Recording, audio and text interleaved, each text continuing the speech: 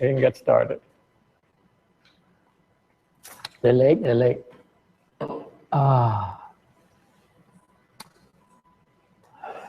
Are we ready? We are live. 5 minutes early.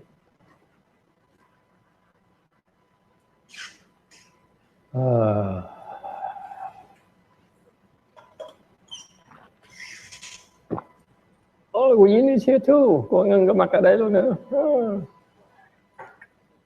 You sit down here. Mấy cái bà kia cũng có mặt hả? Nhiều chuyện quá hả?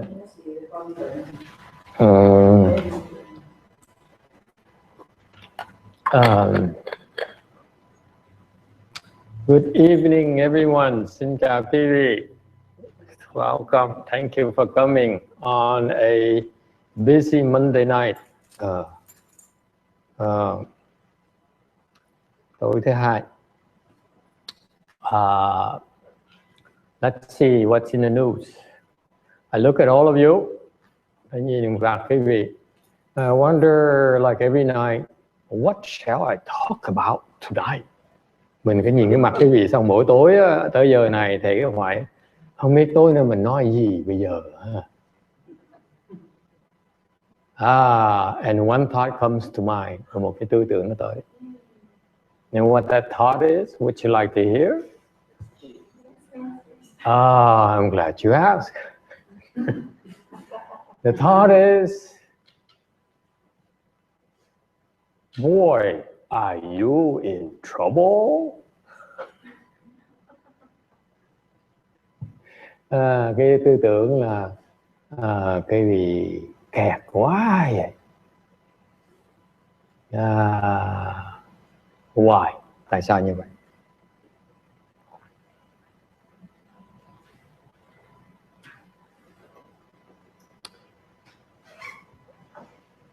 It is in Buddhism we talk about the fact that we practice Buddhism.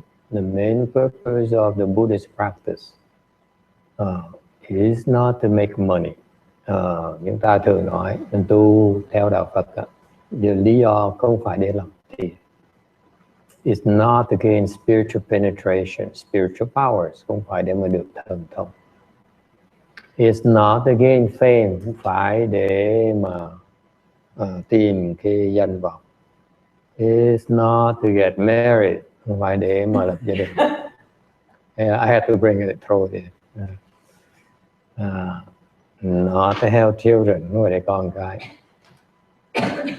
Why do we practice Buddhism? Why did the Buddha come to our world for? Đức Phật tới cái cõi này để làm cái gì? Why did the Buddha come here? He came here to teach us meditation in order to help us. Ngài tới đây, Ngài dạy cái phương pháp thiền này để giúp chúng ta làm cái gì? But anyone? To end suffering, để liễu khổ. What else? Become Buddha, trở thành Phật. What else? Attain liberation, để giải thoát. And what else? You keep on beating around the bush. If you be like this, I'm going to keep on going as well. Vì cái nó quanh, nó quanh, thầy cũng tiếp tục nó quanh, nó quanh. Keep going. You're getting hot. To kill the ego. Để giết bản ngã. Yes. Okay. Put an end to the Waffle House. Yes. Because there's an ego, the waffle in a freezer section of your grocery store is called the ego. Okay. What else? Lý do nó là gì? Joseph, why do you practice meditation? Why do you cross your legs?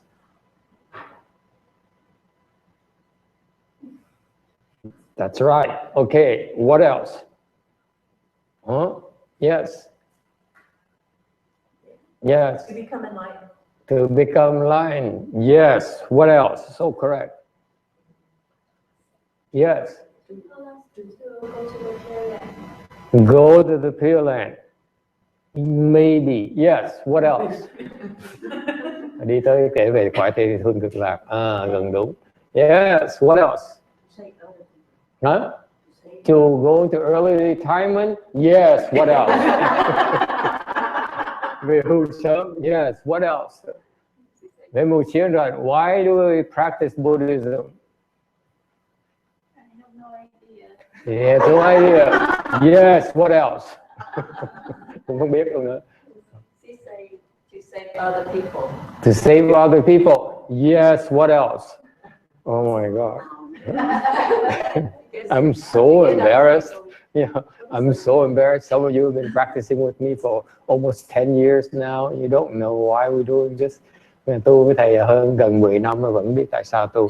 Yes, Joseph. Become a Buddha. Yes, that too. What? Free from attachment. Yes, what else? Become a better person. Yes, what else? It makes it easier to find a wife. Yes. Or keep one. Get out cycle birth and that. Finally. Thank you.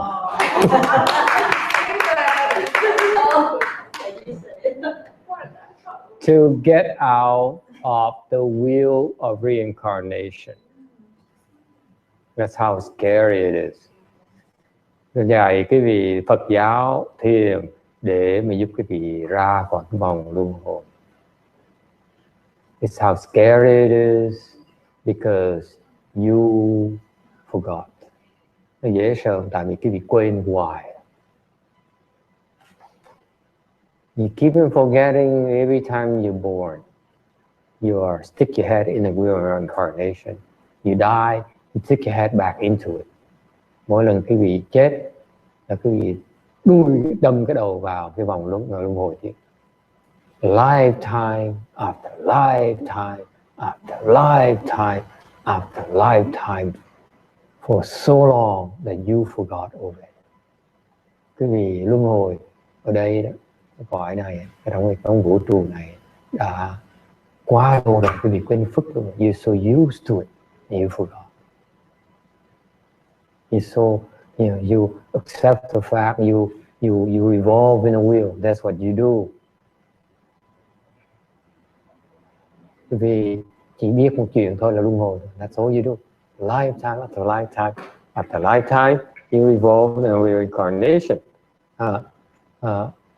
Đời kiếp cái vị luân hồi không ngừng.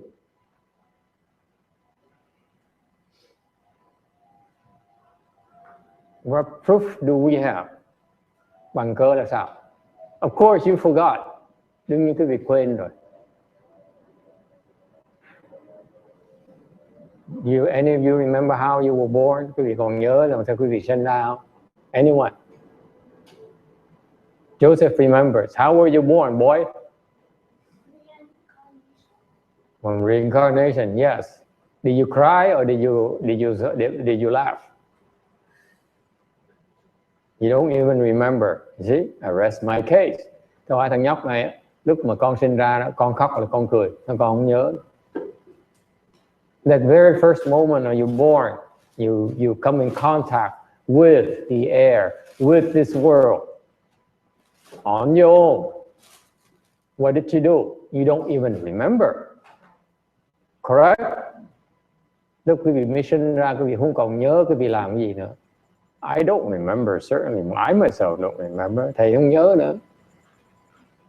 See? We don't even remember what we did. Most of us don't remember what we did 10 years ago, this day. Right? Cách đây 10 năm ngày hôm nay quý vị làm gì đâu có ai nhớ nổi đâu. So, the fact of the matter is that we all forgot where we came from. Ai cũng quên mình từ đầu đến. Yes? We have no idea where we came from. You have Any idea where you're going? Có ai biết cái vị sẽ sắp đi chỗ nào không? No? No idea either. Vì không biết. None of us has a clue, really. Không biết mình sẽ đâu. Hopefully, you know, maybe we go near God, những khi mình tới gần Thượng Đế. Or maybe we go to someone that says to the Pure Land, hoặc có người nói là tôi muốn đi qua Thiên Vương Cực Lạc. Maybe. Maybe you go and look for your husband again. Hoặc là đi kiếm ông chồng mình lại, get married again, cưới nhau lại. Phải không Quang Ngân? I asked Queen, right? Queen said, no, never. What about you go and look for the chance to be near your beloved son again? Hoặc là mình đi kiếm cái cơ hội để gặp thằng con mình lại. Cô Duyên sẽ oh no, once is enough, gặp một lần đủ rồi. You're too smart, cái gì khôn ngoan quá. But most of us, we say, oh, I want to love you, I want to I'm in love with you, I want to be married to you, I want to be your mother, I want to take care of you. Yes? When you were younger, when you're courting her, yeah? So we don't know where we're going. Thứ thật mình không biết mình đi đâu hết, đúng không? Yeah?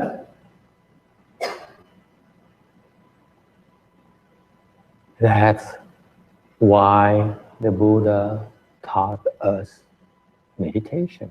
Bởi vậy Đức Phật mới dạy chúng ta thiền.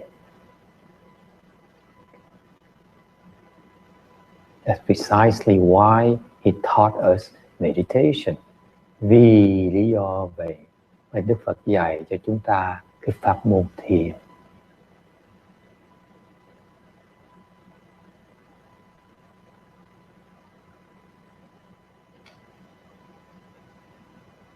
Because you practice meditation, then someday you have a chance to understand how to control your own destiny. Thành nên cái vị thiền, trong tương lai cái vị thiền sẽ có cơ hội để mà quyết định mình đi đâu. Would you like to have that? Yes or no?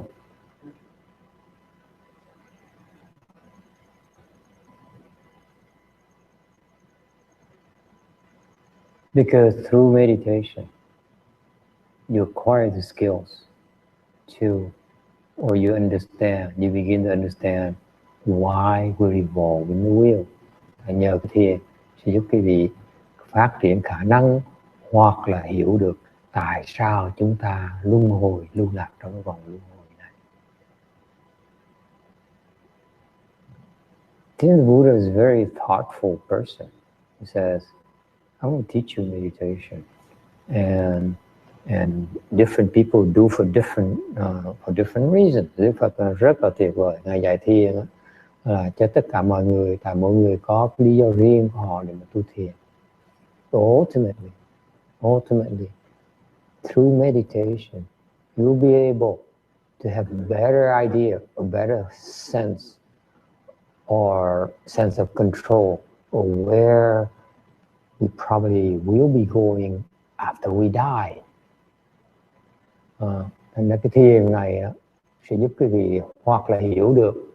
Maybe you will be able to see where you came from through meditation as well. What you were in prior life. Như khi nhờ thiền, một số người quý vị có thể thấy được lúc trước đời trước mình là cái gì. But also in meditation, you'll be able to see where you'll be going. Và nếu như nhờ cái thiền, quý vị có thể thấy được là mình sẽ đi đâu. How's that? Làm sao như vậy?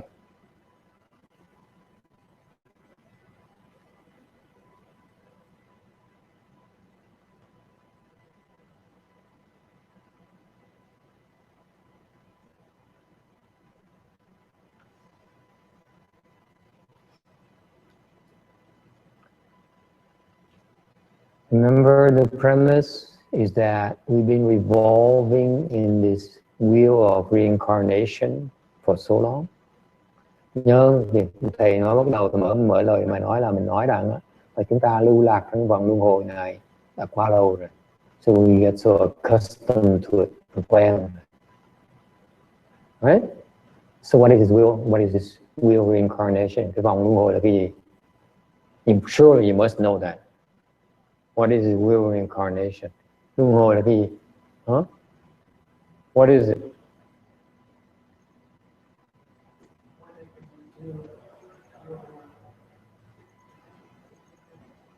You accumulate enough merit and parallel in this life.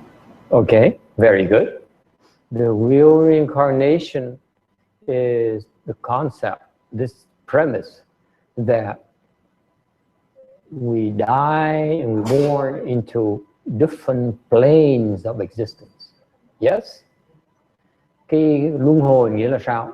Cái ý niệm rằng là khi quý vị chết và sinh lại, when we die, we simply change body. That's all. That's all there is to it. Lúc chúng ta chết, chúng ta chỉ đổi thân thôi. I know it's a mushy thing for all of you women and some men. Mình công nhận là mỗi lần có người chết, quý vị khóc lóc, khóc ròng. Okay, những người phụ nữ đó. Okay, I realize it's a very mushy thing for you. But for us Buddhists, it boils down to changing this body and getting a new one.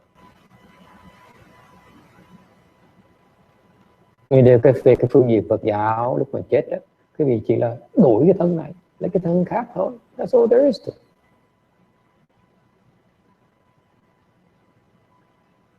it. Yes or no? Đúng là không? I know it's very emotional for you. It's a drastic event for you. But the bottom line is that we simply change body. Mình ai cũng biết rằng cái chuyện chết là cái chuyện rất là đau thương, nhưng điều nó không ngoài ra cái sự kiện là mình chỉ đổi cái thân thôi. Có thể đổi thành con bò, con chó, con heo rồi. Đổi cái thân xác nữa, đổi thành con chó, con bò, con heo.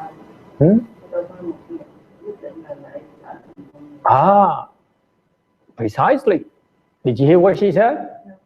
Vietnamese class starting 2 weeks after Chanchi. You're missing out such important Buddhist concepts. 2 tuần sau khi thiền thất mình bắt đầu dạy lớp tiếng Việt. Tại những người Việt Nam bây giờ nói pháp hay quá. Mình dịch một cái là mất hết cái hay của nó. If I translate from Vietnamese to English, you lose so much. So much is lost in translation.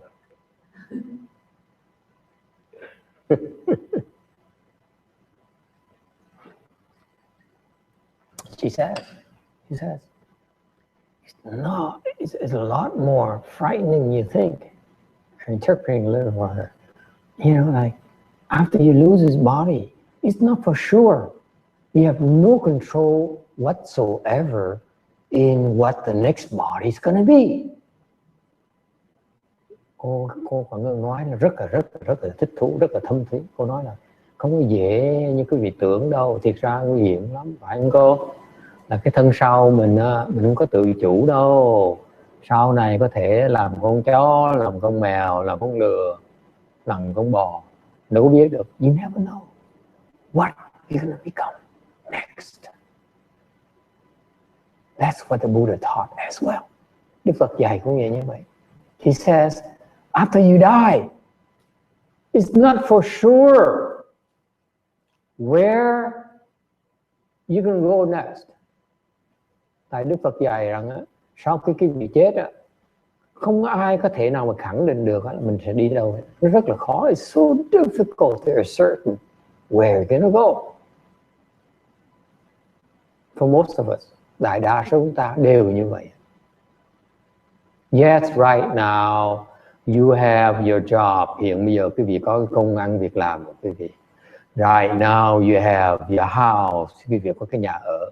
Right now you have that car that you just paid off. Mới trả xong chiếc xe rồi. Okay? You in control of your life, quý vị có cái sự tự chủ trong cuộc đời của mình.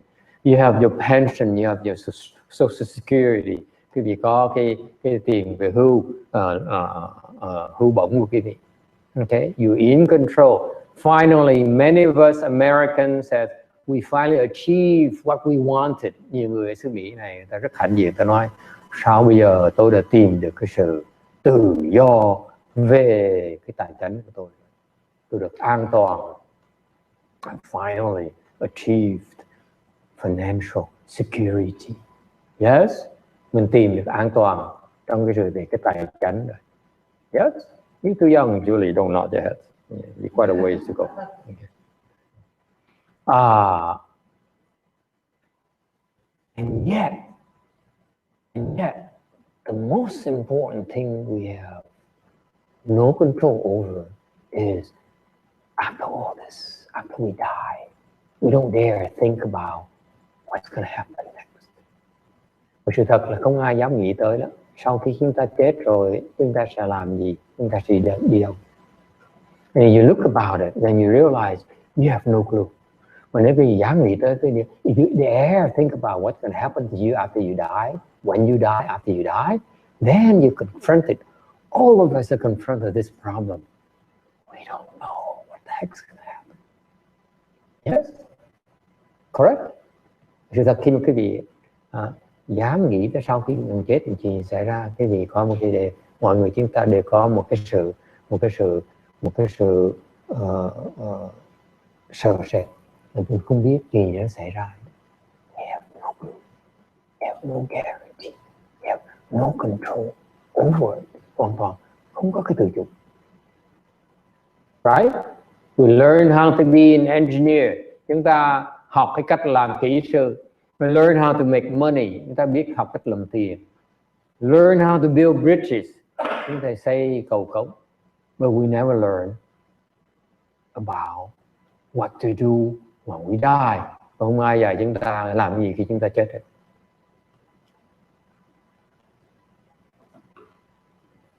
That's why, boy, are you in trouble? Bởi vậy thầy mới nói là cái buổi đàm toàn ngày em nói là cái đề mục là quý vị thấy không? Nếu quý vị không biết chuyện gì sẽ xảy ra cho quý vị sau khi quý vị chết, là không phải quý vị chắc chắn sẽ gặp khó khăn khi chết. And that's to me the short-sightedness of us humans. Since we don't know, so we concentrate on looking at what we know right now. And if we die, well, you know,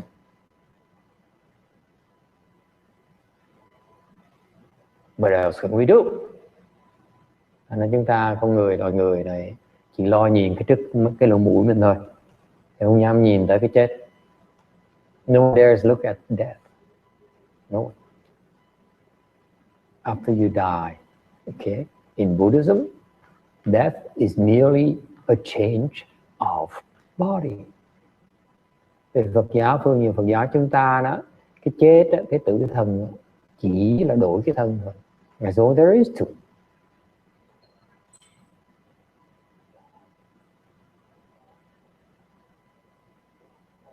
Love our mother, love our father. Mình thương mẹ, thương cha mình dễ sợ.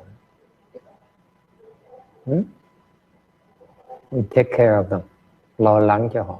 We love our wives, take care of our wives. Okay? Give her everything we have, all of our attention. Lo lắng cho đầy đủ chu đáo. And then when she dies, what are we going to do? We have no clue. Còn khi mà vợ mình chết, chồng mình chết, chuyện xảy ra, mình không biết. Okay?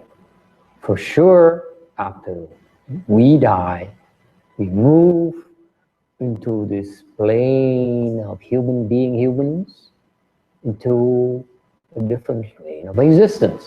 Thì đại đa số chúng ta đó, sau khi mà chết thì sẽ dời từ cái cõi nhân gian này vào một cái cõi khác. That is most likely it's gonna happen. From a Buddhist teaching về cái phương diện Phật giáo. You see, I know now you learn from the Catholics and the Buddhists nowadays, even from from many temples. They talk about how wonderful it is to practice meditation, so that like Nichiren, you recite the Buddha's name, you recite these mantras, you recite these things, so that you can get a job, you can get a wife, you can get a car. Bây giờ quý vị biết Phật giáo thì dạy toàn là cái vị niệm Phật và niệm chú để mà được mua chiếc xe, được kiếm vợ, được kiếm con, được kiếm việc thôi. Đó. No one teaches you nowadays, most Buddhist places, they don't dare teach you about what's going to happen after you die. Yes? Correct or not? Đúng là không? We teach you meditation, they say, oh, how wonderful meditation is. Smile. It makes you happy. Người ta dạy thiền, cái vị ta nói cái vị mỉm cười đi. Tại vì cười cho thiền nó sung sướng, nó khoan thái. That's Buddhist meditation for you. Or the externalists, they teach you meditation. Hoặc mấy người ngoài đạo, ta dạy cái vị thiền. It says, you teach, you meditate, and you accrue, you pack the energy in the chakras. Rồi quý vị dồn những cái khí vào những cái chakra. You open the chakra, the snake chakra, the octopus chakra. I don't know. I know the snake. I don't know what about octopus. Okay. And then you keep on opening these chakras. This is true. Why you look at me like that? I dare you to go there. I see, that's what they teach you. The chakra down there will increase your sensual pleasures. I can't tell you which ones. Which one, huh? Doesn't matter. You look it up on the internet. There's plenty of information. You don't need any more than that from me. Chakra, it's like you read 1,000 pages of chakras. And you want a chakra and sensual pleasure, at least 10,000.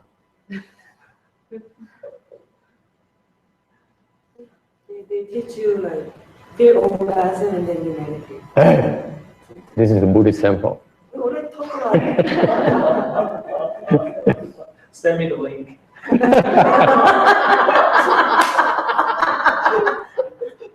Because this is a Buddhist temple, just send me the link. Afterward.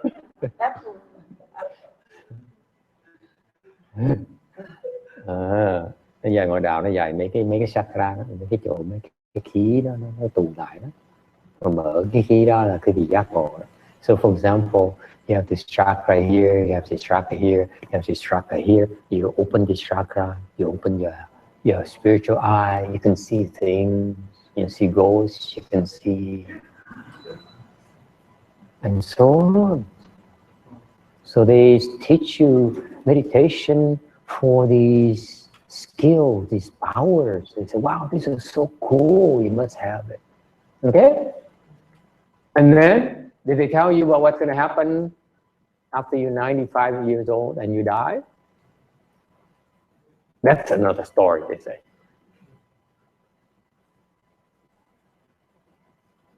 So they only teach you about these short-term cool things. And they don't give you the full perspective of life. Unlike us Buddhists, we are a lot more considerate. Vì thấy bên ngoại đạo thì nói thật chuyện là sung sướng, hạnh phúc hay là thần thông này nọ, mà mình có thần thông tới lúc mình 95 tuổi mình chết rồi thì xảy ra họ không biết.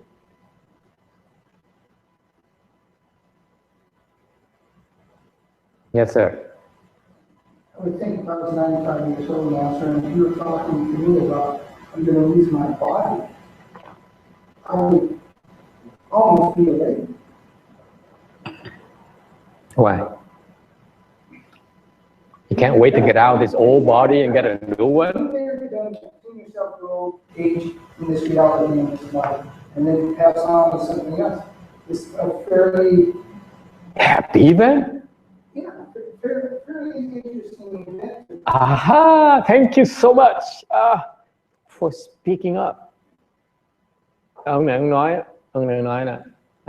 là tôi nghe thầy nói là 19 năm tuổi thì dép tôi đổi cái thân này, tôi mừng vậy sao? Đó, cái chuyện tốt. Cái thân này nó già rồi, thân này nó yếu rồi, mình đổi thân khác là chuyện tốt cái gì? Without clear, this gentleman saying, this 95-year-old body or 60-year-old body hoặc là excuse me. After you.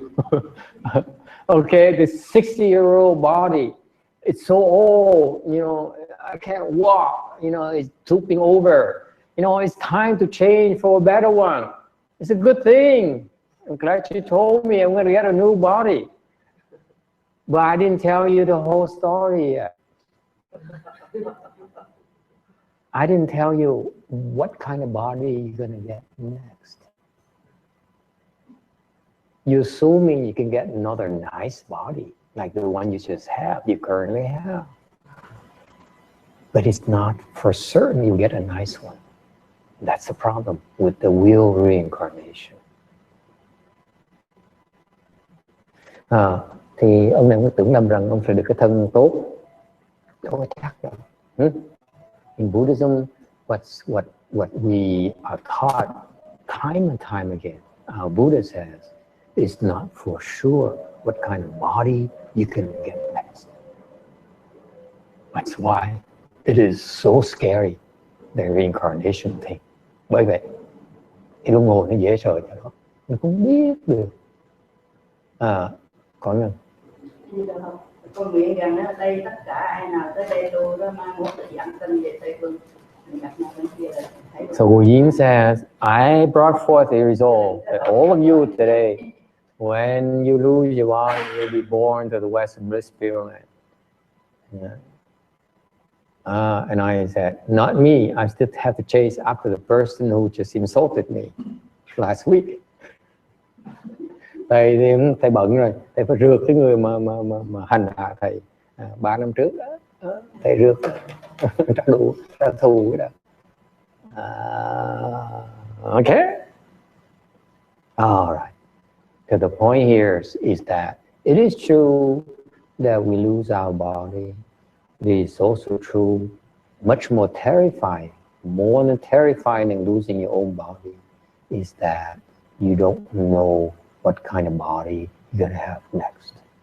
None of us, most of us, have no control over it. That's the truth. Điều sự thật đó là đại đa số chúng ta hoàn toàn không có cái tự chủ, cái thân sau mình là cái thân gì. Zero control over it. Most of us. All right. So, what kind of bodies can we have? There are various planes of existence that the Buddha says that we could cycle through.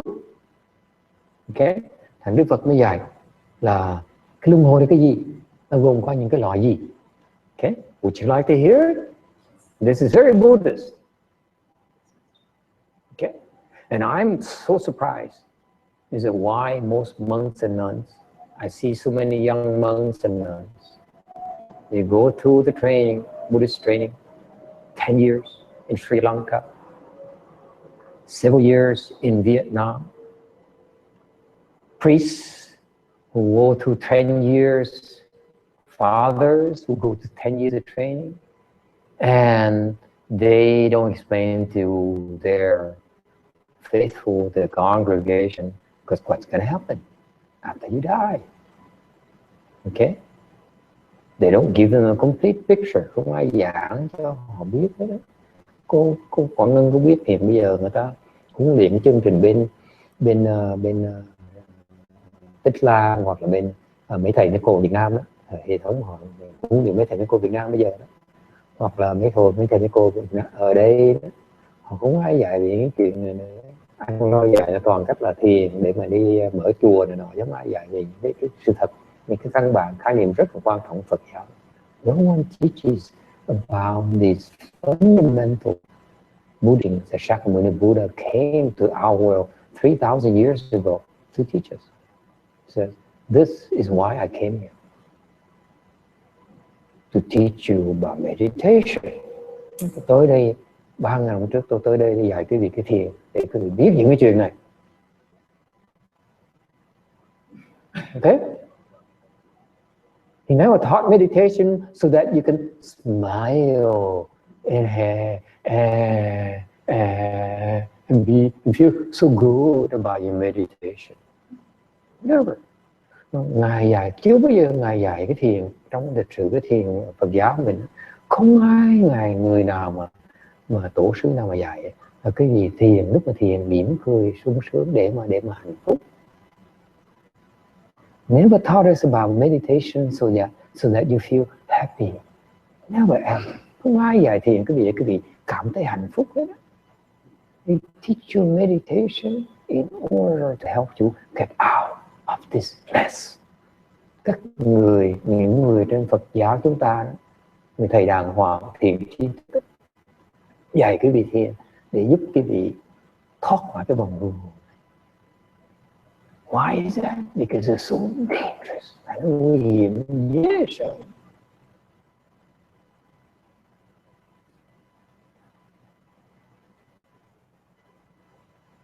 And nuns are laughing back there. Look at that. Look at that. They're so happy. See? Look. They're laughing. As soon as I said, see? As soon as you turn around, they're laughing again. Because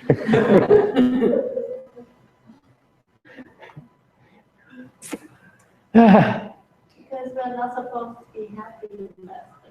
That's why they're laughing.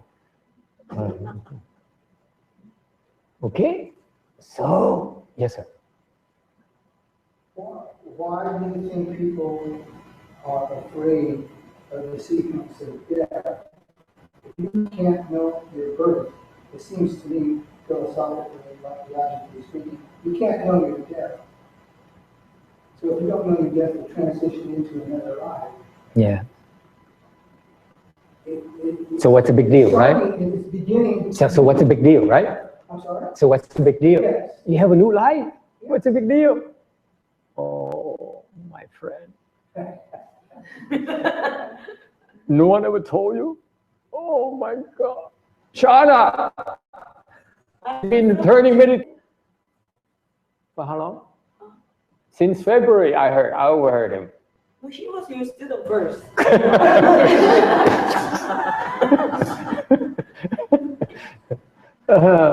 Như thầy trò chỉ nhau đổ lỗi nhau. Ông nói là nếu mà đổi thân có gì đâu mà tai hại đâu mà ông thầy nghe cái giọng thầy bí đó chứ. Thầy nói trời đất ơi, ông học thiền với ai, học phải cô Sana không? Ông nói không có, ông này bắt đầu với thầy.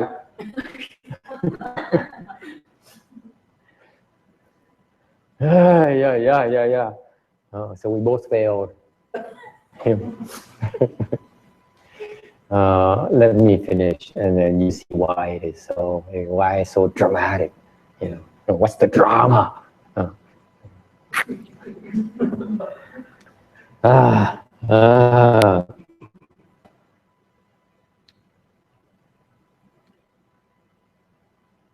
What kind of bodies can you change to? Of course, after you die, you can change a body into, let's say, a woman's body. Thế nói ví dụ, quý vị kiếp sau có thể đổi thành cái thân người đàn bà. But it's a big deal, right? Okay? Or it could be a man's body. Hoặc là thân người đàn ông. Right? But what if that body, but then with that human body, and this is not an insult, okay, to anyone. Mà thầy nói cái thân này để thầy không dám xúc phạm với ai, thầy nói chỉ ví dụ thôi. Just an example. Let's say you're quadriplegic. You may have a human body, but you're but a prisoner inside your body. How would you like that? I thought about that. That's why the drama. We have no control over it. We don't know. Okay? Anh thầy nói chẳng hạn như lợm cái gì vào cái thân sau cái gì, thân con người.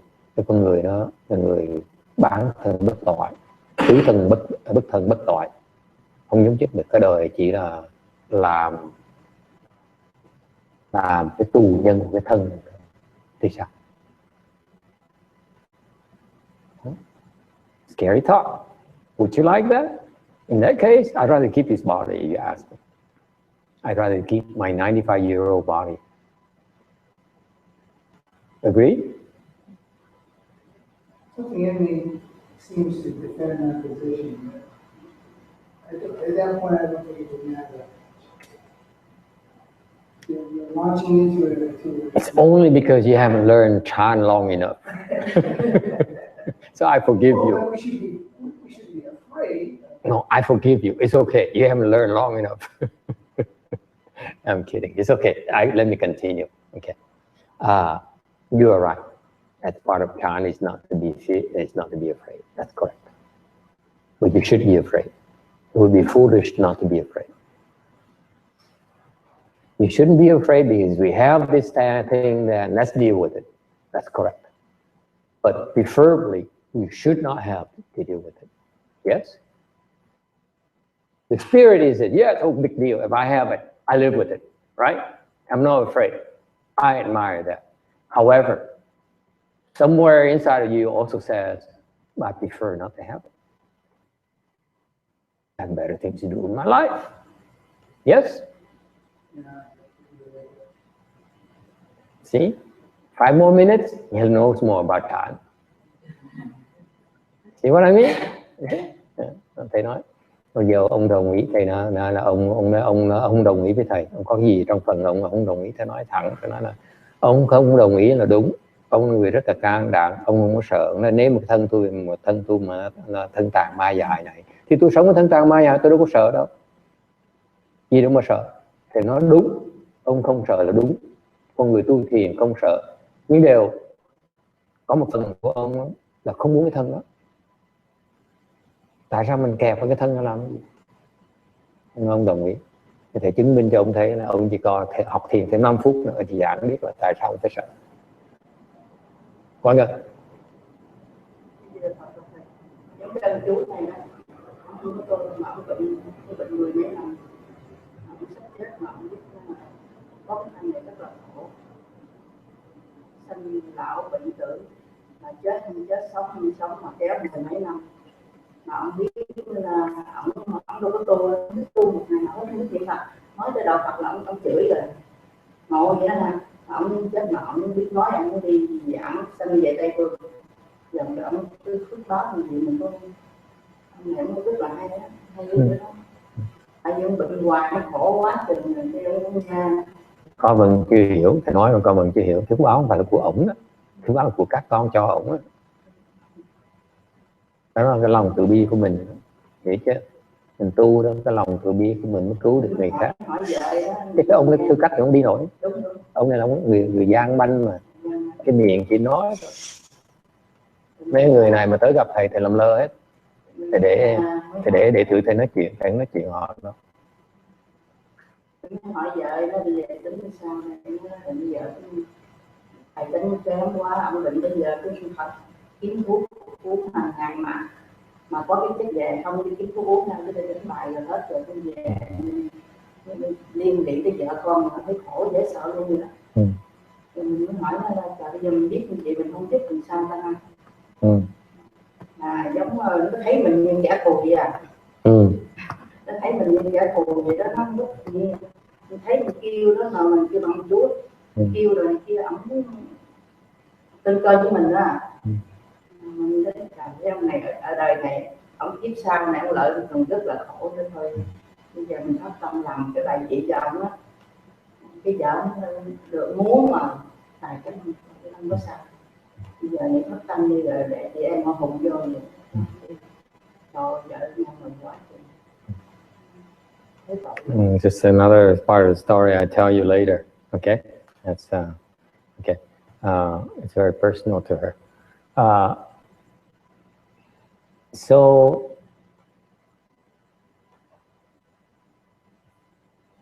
various planes of existence.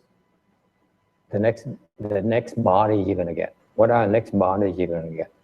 Những cái thân mình có thể có kiếp sau là gì? Basically, there are the good places you can go to, meaning you go back to human realm or you go to the gods, according to Buddhist teaching. Về phương diện Phật dạy thì tốt cương thang có thể có được kiếp sau là làm người hoặc là làm cõi trời. Okay, two good places. You go back to human realm, it's a good place. This is a good place. Làm người là chuyện tốt. Or you go to the heavens, hoặc lên cõi trời.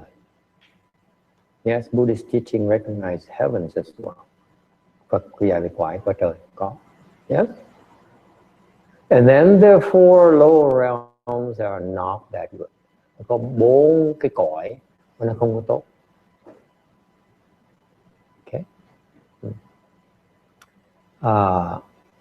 The human realm, you know about it. The God's realm is much better. You're much better off. Cõi trời thì sướng hơn cõi nhân gian này nhiều. Okay. You don't have to work anymore up there. Quý vị không cần đi làm việc nữa. You don't have to cook anymore. Quý vị không cần nấu nữa. You don't have to sew anymore. Quý vị không cần phải may áo quần nữa. If you want tea, thì muốn nước trà.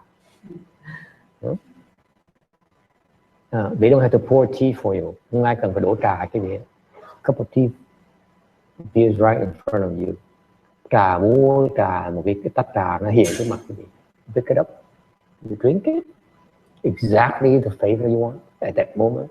Thì quý vị uống nước trà là ngay lúc đó là giống như chấp hương vị quý vị mong muốn ngay lúc đó. Ngay lúc đó, at the very moment, exactly the flavor you want. Exactly so much xíu thôi, so that it quenches your thirst. Like you be hit khát, that's it. You see, every night I drink to this point. Tối nào thầy uống tới chừng này là thầy hết hơi rồi. Because if I drink too much, I can't sit very long. Okay, nếu uống nhiều quá thì bắt đầu phải chạy. You go like this, I discover I can last longer. It's no pressure. Nếu ngồi như vậy, uống nữa thì không bị áp lực, mà uống nhiều hơn áp lực, mình phải đi. See that? In the heavens, you don't have, you drink exact amount.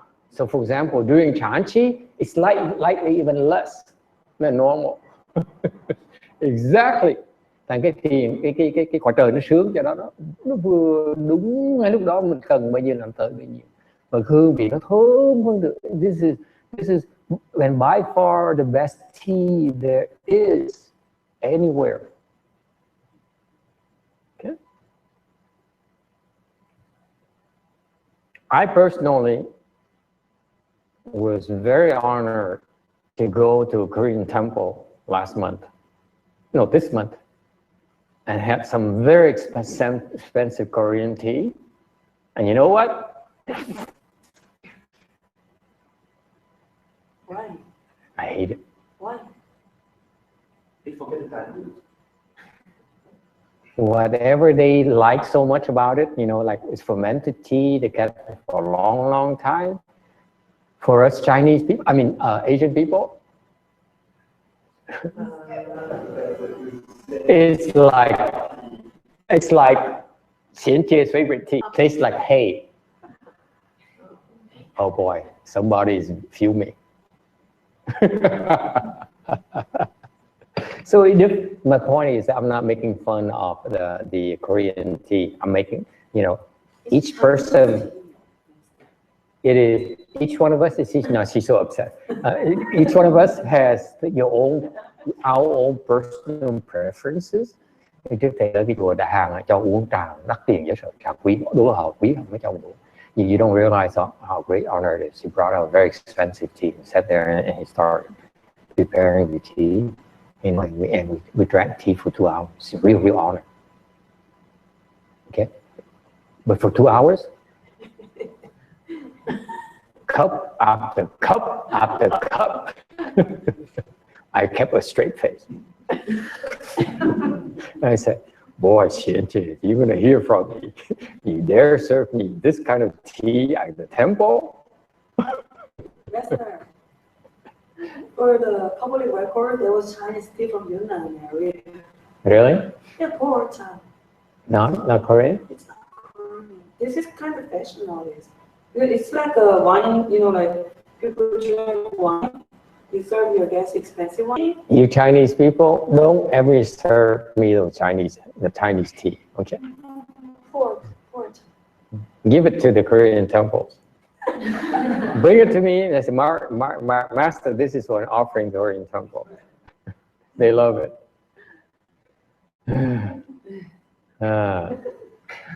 So anyway, so the food and the drinks in the heavens are exactly to your liking and the best there is. That's what's so wonderful to go to the heavens. Thầy nói cái vị biết cái cõi trời sướng thưa quý vị. Đồ ăn, đồ uống, thức ăn, thức uống vừa đủ, vừa ngon, nó vừa tuyệt vời như mình muốn như vậy.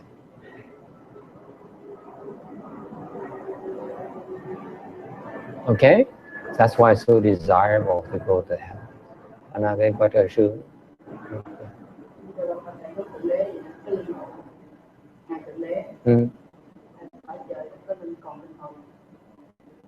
Còn linh hồn không? Còn chứ. She asked, well, there's a Christian God, does he cycle in the wheel? Of course he does. Cõi trời is still in the wheel. After you die, you still change bodies. Cõi trời, unlike the Catholic teaching, they said it's forever. It's not. The gods, the Christian God, live, I forgot how many years, lived to be around 9 billion years. And after that he dies. He changed his body. Thầy quên rồi, không biết ông Thượng Đế đó bao nhiêu, sống ở đây khoảng chừng 9 tỷ năm thì phải. Phải đổi. Không được. Giảng sanh khó lắm. Okay? It's very desirable, but you still come to the end. That is that the Buddhist teaching says, when your heavenly blessings run out, you fall back to the reincarnation wheel. Okay? Nói là cái thiên phước nó hết, mình phải luân hồi lại. Okay? But there are 4 lower realms that are so-called undesirable. Có 4 cái cõi thấp hơn mà không có tốt. Okay? Clearly, the most undesirable ones are the hells. Thứ nhất là cái cõi địa ngục. Very bad. You don't want to go there. Quý vị muốn tới địa ngục đâu? Absolutely not. That's where you hope your enemies will go. But you don't want to go there. Những cái chỗ đó mà quý vị muốn gửi địch thủ mình tới, kẻ không độ trời chung mình tới, để mình cũng đừng tới. Okay? Absolutely not. Because you go to the hells to be tortured. Quý vị tới quả địa ngục để mà bị tra tấn, hành hạ. And you endure suffering. If you think life right now is hell on earth, it's nowhere near the kind of pain and suffering you endure down in the hell. Nowhere near. Chứ thật cái cõi trời này cái gì là khổ lắm á, không thể nào mà bằng cái khổ trong địa ngục. We torture every day. Mỗi ngày bị tra tấn. Every day. Think about it. Okay? All kinds of imaginable torture instruments. Những cái loại khí cụ mà họ dùng để mà tra tấn chúng ta đó, nó đủ loại.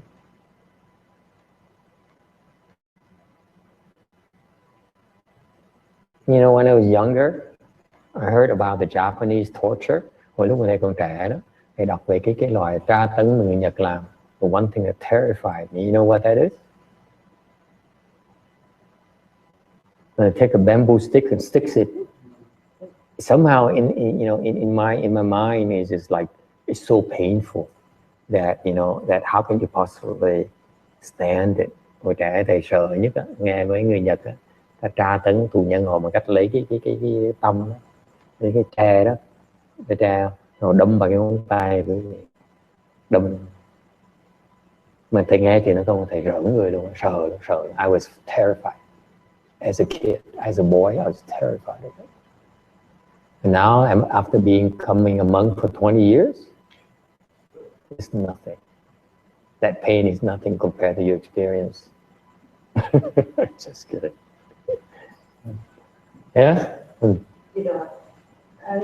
tra tấn những cái tù nhân vậy đó, mà những cái tù nhân với nó là có cái thù oán gì hoặc là có cái quan hệ.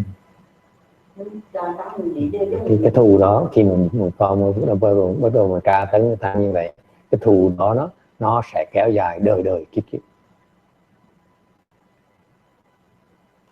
Thầy chắc chắn thầy kiếm trả thù đó. Thầy cảm ơn. She says there's a mean that it's this enmity. And what happens is that if you do that to someone, you create this kind of enmity, the hatred that will kick off a vicious cycle of payback, unending payback. This time you torture, next time you come back, torture them. Next time they come back, torture you, on and on and on and on.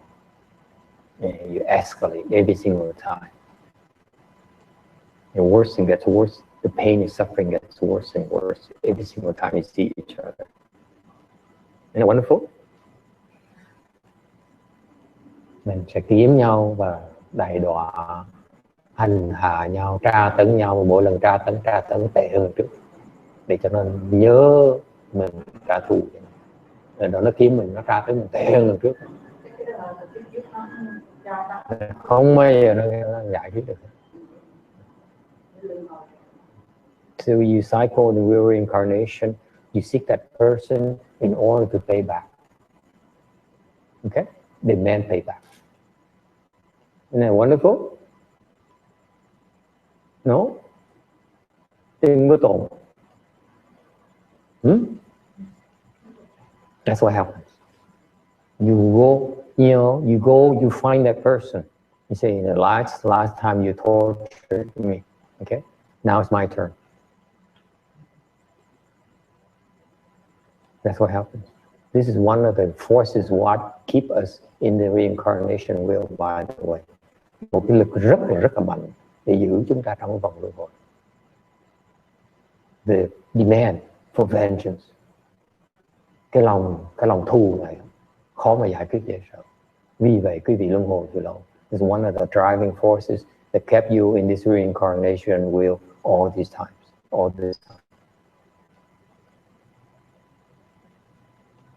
Another force is love. Một cái lực khác rất là mạnh là cái tình yêu. Look for each other again.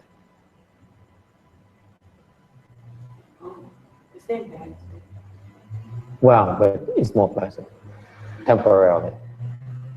What's the difference that they have the same reason? I don't know. Okay. So you go to the hells and you, in order to be tortured, to the point where you die, and then you wait and you live, and you wake up, they wake you up, and they continue the torture until you die, and they wake you up, and they torture.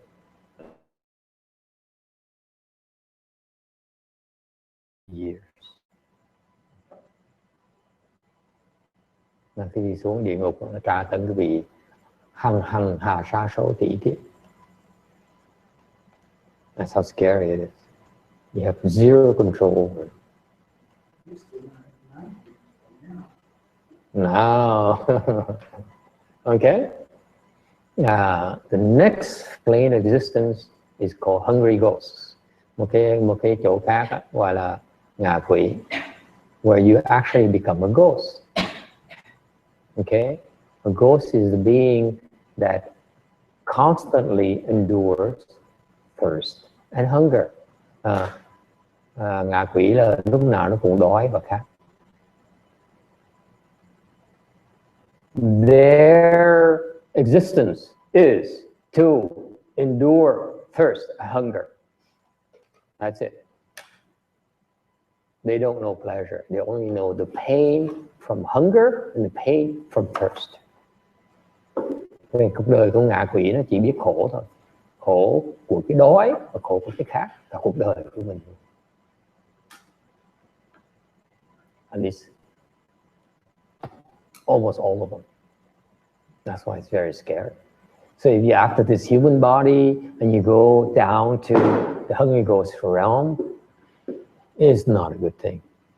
Okay? I would be afraid. I would be afraid to go to the house. I would be afraid to go to the hungry ghost. Personally. Cá nhân thầy sợ xuống địa ngục, thầy sợ xuống ngạ quỷ. It's scary. It is very scary, trust me. It's so painful. Nó khổ dễ sợ lắm. So much suffering. Nó làm sao mà làm kiếp này nó làm cái gì mà nó đi làm ngạ quỷ? Thầy sắp tới rồi, thầy dặn tới. She says, how do you become a hungry ghost? What did I do? She said, you forgot already? I will remind you a little bit later. Cô quên rồi đó, lát thầy nhắc lại cô sau. Quên rồi phải không? I asked her, did you forget? She said, yeah, I forgot. Thầy nhắc lại sau, từ từ. Give me some time. That's a scary thing, to be a hungry ghost, trust me. Because you also live for a long, long time. And all you know is from morning, and every single waking moment, you're so thirsty. I said, I want something to drink, I want something to drink. And you find food, you can't eat. You put it in your mouth, it burns you. You can't swallow. You burn yourself every single time you find food. You burn yourself. But to us, it's a great enterprise. They put it to the mouth, it burns the lips. Cái ngạ quỷ nó khổ lắm. Mình nhìn cái hạt gạo mình vất dưới đất đó, nó lườm lên nó ăn đó. Nó để vào miệng nó thành than. Nó đốt cái môi nó. Mà nó đói quá nó nuốt vào, nó đốt cái lưỡi đó. Mà nó nuốt xuống nó đốt luôn cái cổ nó nữa. Dễ sợ. So they torture themselves. You know, the lips, the burn tongue, because they're so hungry. You know how dogs are, right? Sometimes you're so hungry that you forgot. Okay, they burn here, they burn at the throat. Nó khổ dễ sợ. Not fun and gay. Phải chịu đợi đâu nha. What's another realm? Third realm is the animal realm. Cái cõi thứ ba là cõi con chó, cõi súc sinh. Animal realms include snakes, rắn, okay, scorpions, bọ cạp. Sometimes you become a cat, con mèo. Dog. You know, one of the Asian favorite, water buffalo. You see this picture of this black thing, and this round horn, and a small boy riding on his neck, singing, doing chant. Lúc nhỏ mà ra bên Việt Nam mình là có những cái hình ảnh những cái đứa mục đồng, những cái đứa nít đó, nó ngồi nó cởi trên con trâu, trâu đen đó. That's the image I grew up with. Okay.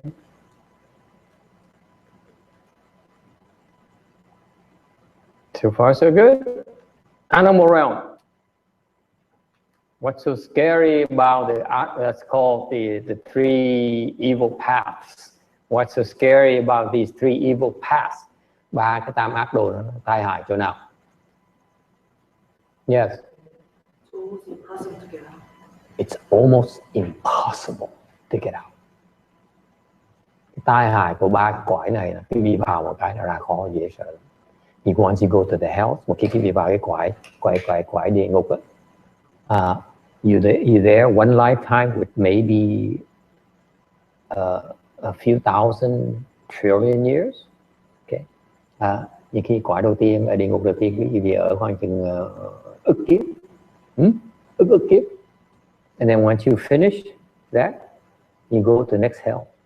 Rồi sau khi xong rồi, it's contiguous. You go to the next hell next to it. Quý vị tới cái địa ngục bên cạnh đó, ở thêm vài ức kiếp nữa, and then you go to next hell, next hell, next hell, next hell. It's a very, very frightening proposition. Vào quả địa ngục kiếp, thưa quý vị, mình cứ xong cái tra tấn địa ngục rồi qua cái địa ngục bên cạnh. Nó sốc nhau. It's like they're so judicious. They are right next to each other that you just move out next to them. Contiguous hell. That's all. Yes. You explained in previous lectures about the eighth consciousness, right? So if I look at my kid and then almost every day say, please don't kill cockroach or spider, right? If I help him every day, would it help next lifetime? Yeah. Really? Yeah. Okay. Keep on talking. Really helps? Yeah.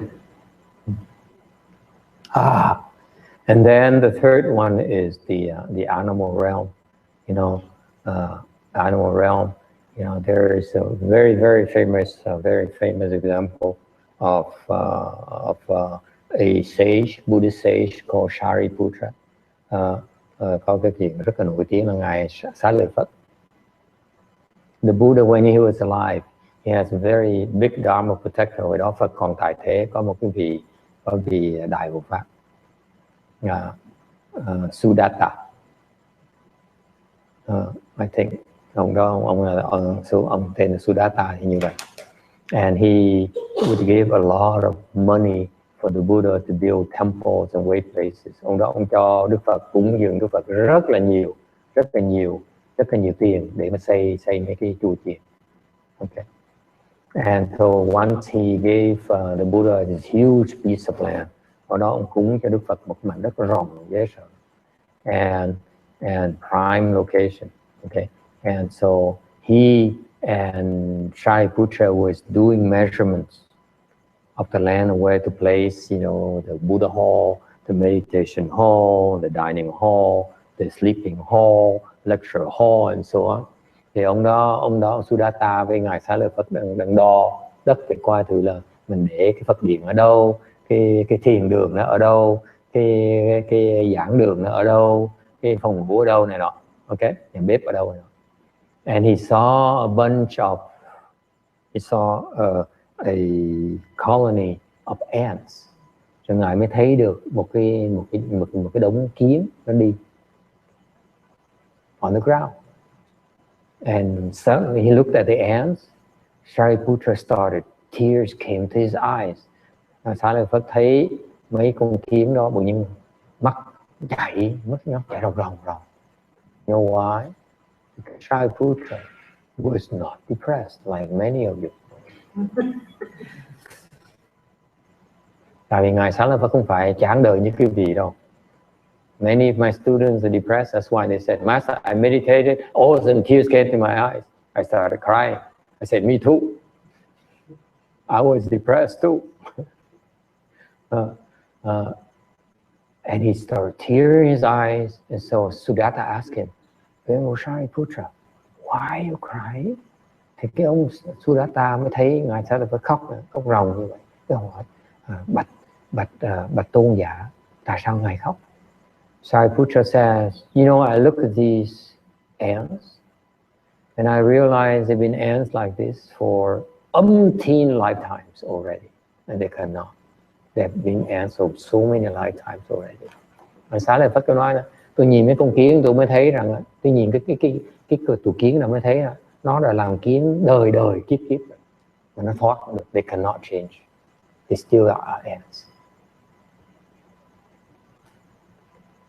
So the idea about the three evil destinies of the animal realm, the hungry ghost realm, and the hells is that Once you're in, it's virtually impossible to get out.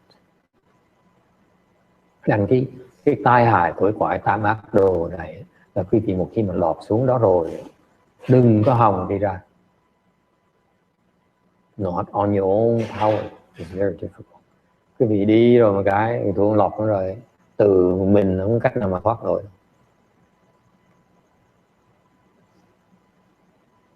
Okay?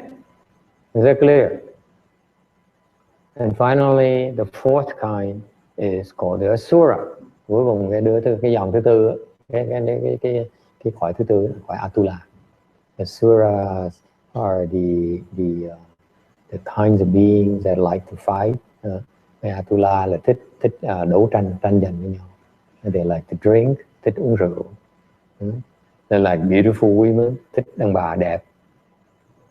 Does it ring a bell? Know anyone like that? Okay, and that's the Asuras. It's not as bad as the other three, but it's considered not a good destiny. Gives it a lot of suffering. So the good destinies are only the human realm and the God's realm. The other four are not desirable at all. Và nói tóm lại, cái nhóm Atula, cái quả Atula nó không tốt đâu, quý vị toàn là người nghiện rượu, những người thích đấu tranh này nọ mới tới quả đó không tốt. So the planes of existence you cycle through for so long are all six. Đấy, cõi cái luân hồi là quý vị đi vòng vòng trong 6 cái cõi này. And you don't even remember, quý vị không nhớ luôn. And you seem to like it. Like Brady says, I'm not afraid. Precisely why we revolve in the wheel. One of the reasons. Questions? Ai thắc mắc gì không? Yes, sir. Do we also carry or transmit our, let's say, samadhi power or our merits from what we earn this life to? So, what happens? Let me go to that next phase. Okay. How do you get there? How does it work? How come sometimes we are humans, sometimes we're God, sometimes we're Asura, sometimes we're animals? Cái vấn đề là tại sao nhiều khi mình vào cõi trời, cõi người, hoặc là làm cõi địa ngục, xuống cõi địa ngục. Why is that? Right? You can consult my teacher's book, very thin book called The 10 Dharma Realms Are Not Beyond a Single Thought. Ngài Tiến Hóa biên cuốn sách, còn sách tên là thập giới đó, không ngoài một cái tư tưởng, một cái niệm. You should read it. It's available in English and Chinese. I think Vietnamese as well. It's a good book, but I will provide a summary for you. Để nói đại khái cơ sở cho quý vị biết.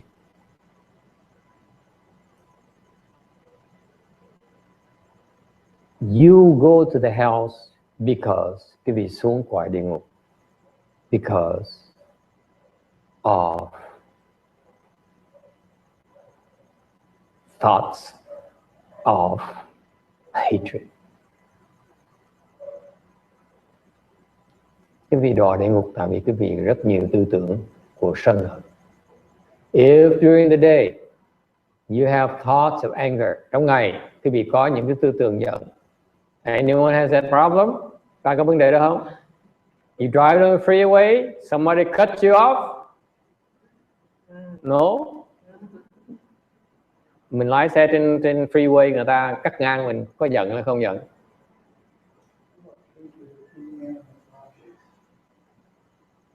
Same thing. You have thoughts of anger, you plant in the seeds for you to go to the house. Doesn't matter how or why. When you're angry, you plant the seeds to go to the house. According to Buddhist teaching, thì Đức Phật dạy rằng cứ gì mà nổi giận, không cần biết giận ai, giận chó, giận mèo, giận búa, giận cửa, giận chợ, là cái vị tào cái nhân để xuống địa ngục. Yes. What about hungry ghost? Ngạ quỷ thì sao? If you create thoughts of greed, quý vị có cái lòng, cái tư tưởng tham lam, then you planted the seeds for you to become a hungry ghost in the future. Có nghĩa trong tương lai quý vị sẽ trở thành ngạ quỷ. For example, ví dụ,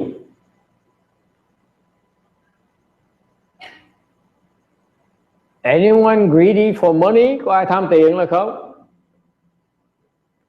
No, only me. You too? Oh my God. Okay. Yin said before, I used to be hungry, greedy for money, not anymore. That's what she thinks. Cô chỉ nghĩ như vậy thôi. Okay. Anyone greedy for food? Có ai tham ăn không? Yes? My left-home disciples are all raised their hands. Yes? You will fall to the hungry ghost realm. Okay. Anyone greedy for sleep? Có ai thèm ngủ không? All my left-home disciples as well. See? You fall to the hungry ghost. Sleep too. You're greedy for stuff, you will fall to the hungry ghost.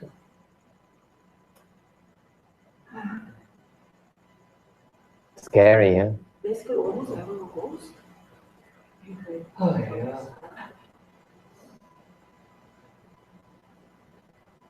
Anyone greedy for love? Ai tham tình thương không? Ai tình không?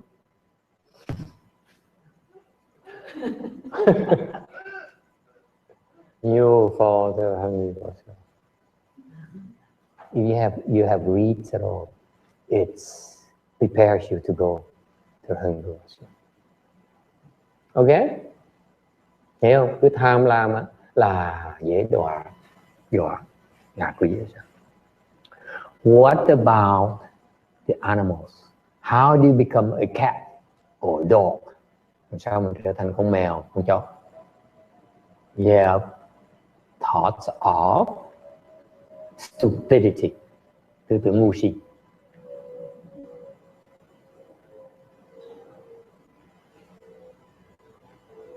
Okay.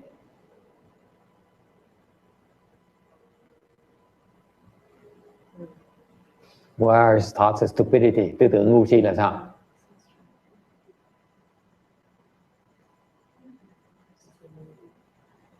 Name some. I'm sure you have no problems. Doesn't know when what to do, when you're supposed to do, or you don't do what.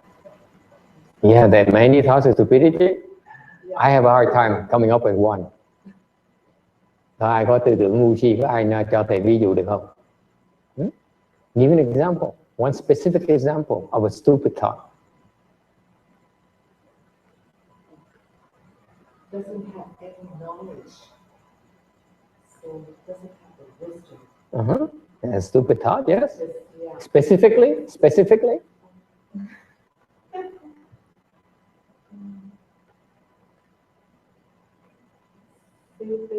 Like, I give an example. I gave them 2 nights ago. You weren't here. Let me share you my example. I gave them 2 nights ago. Would you like to hear? My example. Okay. I said that if you're mean to me, I swear to God, I will pursue you and I will track you down. I will make you pay back. That is stupid thought.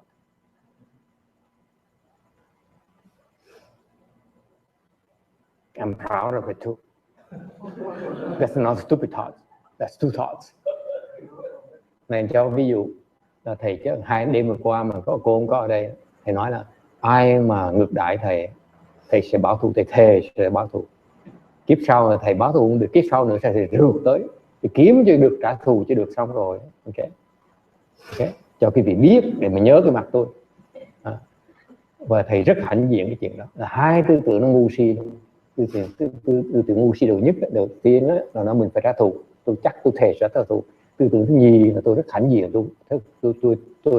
tôi sẽ trả thù. Hai cái tư tưởng ngu si liên tục. They come in bunches, by the way. Stupid thoughts. Lie too. That too.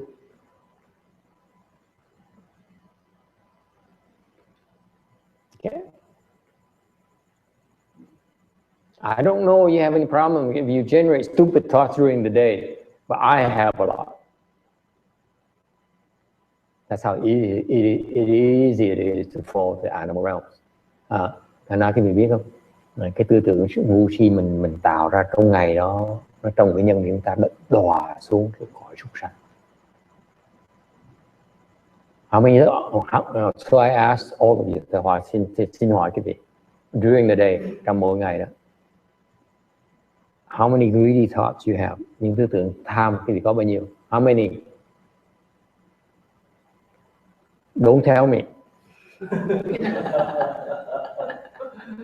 Of anger, giận. How many? Bao nhiêu tư tưởng như vậy? How many stupid thoughts you have? Bao nhiêu tư tưởng ngu si quý vị có? Huh? I can tell you what my number is. Would you like to hear? 0. Vicky, you're forcing the issue. In the hundreds of thousands.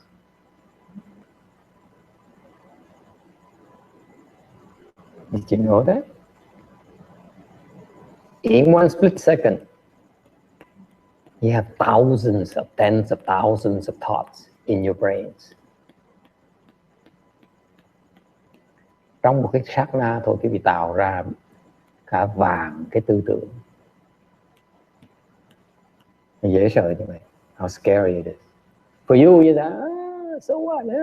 So what? Yeah, I'm coming to that. So what? Eventually, you see, so what? Our mind is full of thoughts. Yes.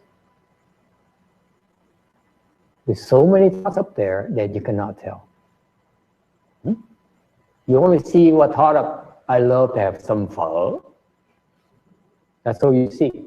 But you don't realize that actually it has, the one you caught is that thought. I love some phở. I like some kimchi. Okay? But there's another 10,000 that you don't even notice.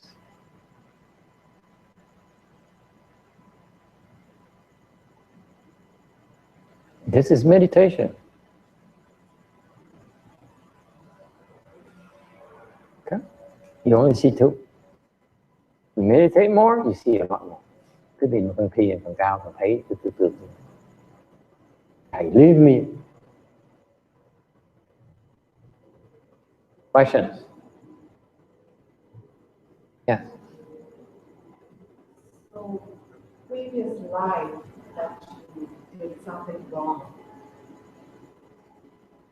So, for this life, you know you must have done something bad in the previous life. So you try to be good this life. Mm-hmm. Is it kind of ensuring the next life is going to be? No, it helps. It helps. I come to that. I'm glad you asked. Let me give me a few more minutes, and I come to that. Okay? I come to how when you die, you go from here, Brady's body, to the gods. Would you like to know? Glad you asked. But that's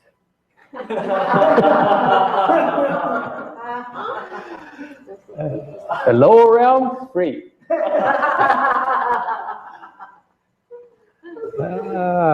Mày câu khách mà, nãy giờ dù khách mà. Để hỏi, ta nói là làm sao mà tôi làm gì để mà tôi có điều có cái sự tự chủ. Thầy nói là cái gì có muốn sinh lên trời không, coi sướng lắm. Nó sinh muốn chứ, cái đó Sinh qua trời lát thì giảng sẽ giảng tới nơi rồi. Nhưng mà phải tốn tiền á. Xuống địa ngục thì miễn phí, mà lên qua trời thì tốn tiền. Ok. Yeah. Asuras, quái Atula thì sao? Thoughts of hiding. Atula là một người thích đấu tranh. Anyone has thoughts of fighting? Có ai có cái tư tưởng tranh đấu không? Just me. My love one person, two love one person. Thoughts of fighting? Your master? Okay, 2, 3, 4. The full house. Okay, thoughts of fighting. You plant the seeds for the Asura help. Vì mà có những tư tưởng mà đấu tranh đó sẽ đổ xuống làm Atula. Okay. What about thoughts of, I'm going to offend quite a few people. Drinking. Uống rượu. Thích uống rượu. It's not just drinking. You take a bottle of Jack Daniels and you drink until you get drunk. That thought, not just drinking, not a glass of wine. That does, doesn't count. Okay, but we Americans, Southern comfort. That's the first thing I drank when I came to this country from Vietnam. My friend, my colleague gave me half a bottle of Southern comfort and says, drink. I said, okay. I drank half of it. I was very proud. And then I started. How long you did that too, right? In college? We all do that. Yeah. We're proud of it. You didn't do it right. It's a college thing. It's funny. Yeah. Không phải tư tưởng uống rượu, mà uống rượu cho say luôn á. Uống rượu say tít thò lò luôn á. Those thoughts, Asuras. Okay? So after 10 classes of Southern comfort, the goals, and you say, that's when they say, one more. That's one more seat to go to Asura. One more, and so on. Okay? Human realm. How do you go back to human realm? What are the seats? 5 precepts, correct. Giữ ngũ giới. You don't kill, you don't steal, you don't lie, you don't, so on. Cái tư tưởng mình không ăn cắp, mình không nói dối, mình không này nọ. Những tư tưởng tốt, and those are good thoughts, by the way. Okay, that's why you go back to the human realm. Yes. How you go to God's realm? Lên quả trời là sao? What are the seats? Yes. Charity work. This guy is so Catholic. Làm chuyện từ thiện. Rõ ràng dân từ dân bên tôn Chúa giáo qua Thiên Chúa giáo. Yes, sir. Yeah, they have the 10 Commandments, which is just originated from the 5 precepts. Yeah, it's originated from 5 precepts. Look at the 10 Commandments. Actually, it's contained within the 5 precepts. But they don't tell them that. They get real offended. You look closely. It's actually 5 precepts. Look at him now. He's offended. No, I find the quote. Yeah. From. Yeah. Okay. So to go to the God's realm, name cái quả trời. Okay. In general, you have thoughts of virtue and goodness. Cái việc có tạo những tư tưởng mà thiện và có đạo đức thì lên quả trời. Because the gods, like it or not, you may disagree with them, but they are good dudes and dudettes. Cái quả trời đó là họ là người tốt, đàn ông đàn bà đều là tốt. Thế not me. Not me. Unlike the Greek, the Greek mythology, they say gods are weak and they lose their temper and they hurt you. So no, the gods, they don't. They find it very hard to inflict pain and suffering, and they can't bring themselves to hurt. It's just not in the nature. It's not true. The gods are really nice being, I assure you. Có trời người tốt lắm, người rất là tốt. Okay, so you have these thoughts, these nice thoughts, these thoughts of kindness and so on, thoughts of goodness. You go to the God's realm, and cứ tạo những tư tưởng mà tốt, thiện, và sinh đạo đức, the virtues, then you go to the God's realm. You don't need the virtues to go back to the human realm. Khi vì trở lại là người thì không cần phải đạo đức. You don't need to be virtuous. I repeat. So, for example, here, if half your thought is stealing, half your thought is not stealing, you still have a chance. Chẳng như khi mình tạo một nhiều tư tưởng ăn cắp, xong tại nhiều tư tưởng không ăn cắp, là vẫn có thể trở lại con người như được. We are a mixture of good and bad. Isn't it cool? Yeah, I love you, I hate you. I love you, I hate you. I love you, I hate you. I love you, I hate you. See, that's human. Does it ring a bell?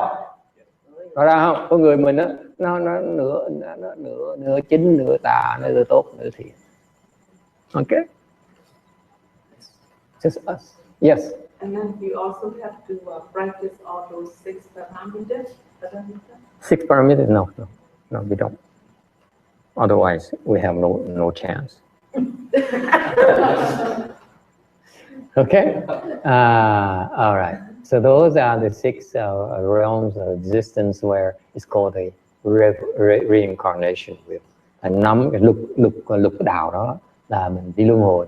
So we've been revolving in the 6 realms of existence for a long time. That's why we're here. Thành chúng ta gặp phải nhau ở đây tại vì đã từng luân hồi từ lâu.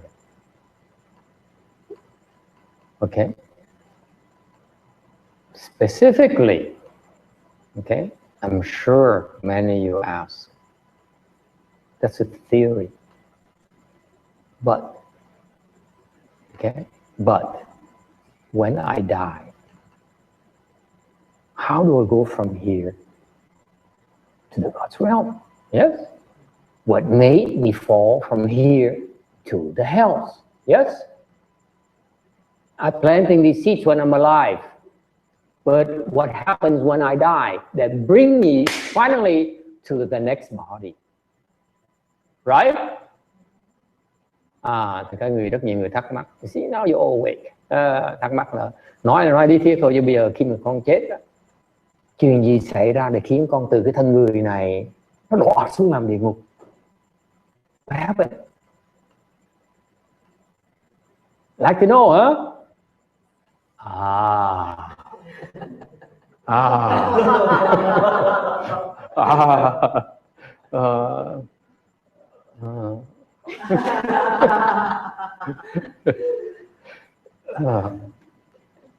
Why, you expect everything to be free? I have to monetize my lecture somehow.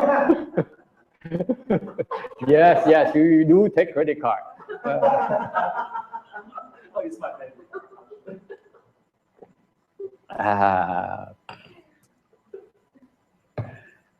Here's what happens. I'm in a good mood tonight, so I give it to you for free. But next one is not going to be free, okay? Tối nay thầy vui tính, thầy cho cái gì miễn phí chứ ha, miễn phí, được không? Bữa sau làm tiền, bữa khác làm tiền. Tối nay miễn phí. Here's what happens. I don't know why the Buddhists don't even go out and spell it out bluntly for you. Everyone keeps on beating around the bush and said, you don't fall to the hell. You don't fall to animal realm. Oh my God, such a good person, you go to the gods. But no one tells you how. What happens when you die that triggers it, right? ai cũng nói là cái gì sẽ đọa này là thăng lên, là không nói rõ ràng lúc mà chết chuyện gì xảy ra để khiến vị thăng lên hoặc bị đọa. Here's what happens when you die. When you're 95 years old, please, and you finish your last breath. Đức quý vị 95 tuổi, quý vị rút hơi thở cuối cùng. Yes. So far, so good. Are we still together? Yeah.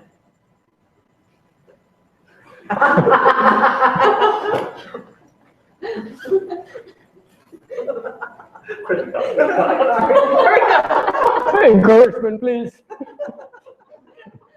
You know. Okay.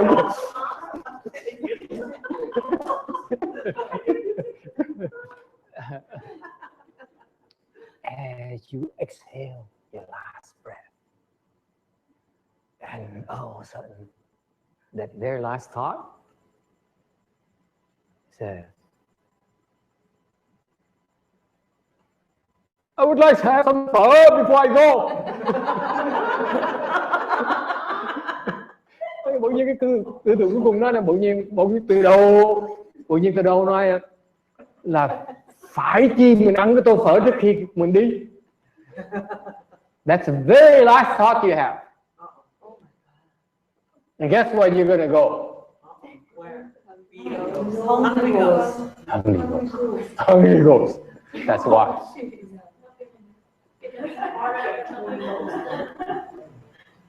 Cái tư tưởng cuối cùng của quý vị mà nói là phải chi mình có được cái tô phở trước khi mà đi á, phải chi có ăn tô phở cùng ăn ngân trước khi mà đi á, là vì những tư tưởng đó sẽ đọa sang làm ngạ quỷ. Khổ dễ sợ. Yes. What? I'm talking about six wheels. I'm not talking about that. Is extra money.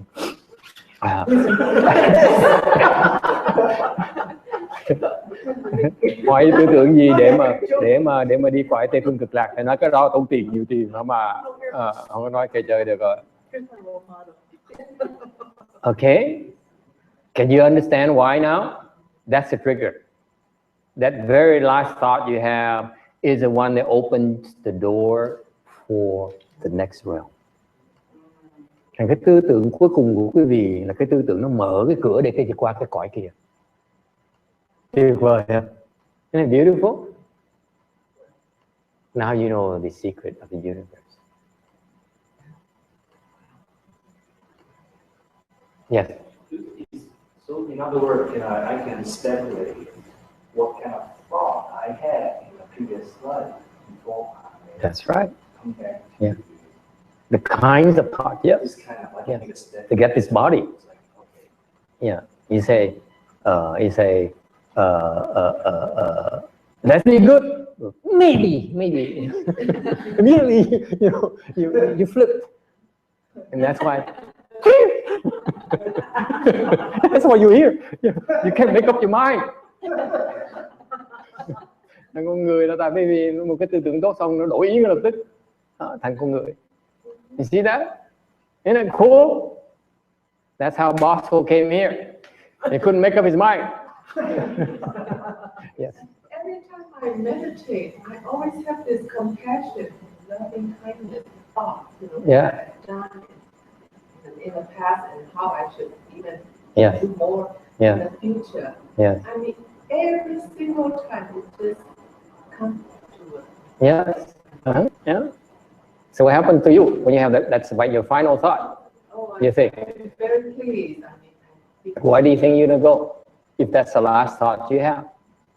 human. God's.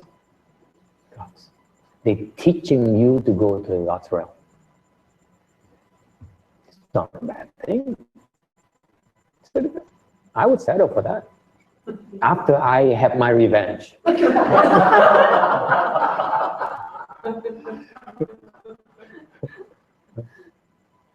Does it make sense?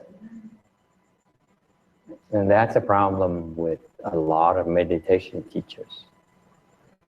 They teach you these techniques. Okay? And if that's where your meditation skills matter. Bởi vậy cuối cùng công phu thiền quý vị nó ảnh hưởng tới cái luân hồi của quý vị. It affects your reincarnation. So for example, you're 95 years old, you're about to die, vì sắp chết tới nơi rồi. Then what you do is you cross your legs, you xếp bằng, you start meditating, ngồi thiền, so that you maintain the good thoughts. Và khi nhập định, vì tạo những tư tưởng tốt thì you go to the heavens. So for example, you're meditating and you enter second dhyana. Đang quý vị đang ngồi thiền, and you're 95 years old, okay, or 98, whatever. And you say, okay, I'm going to meditate now. And you enter second dhyana and you die. That's your last breath. Where are you going to go? Second dhyana heaven.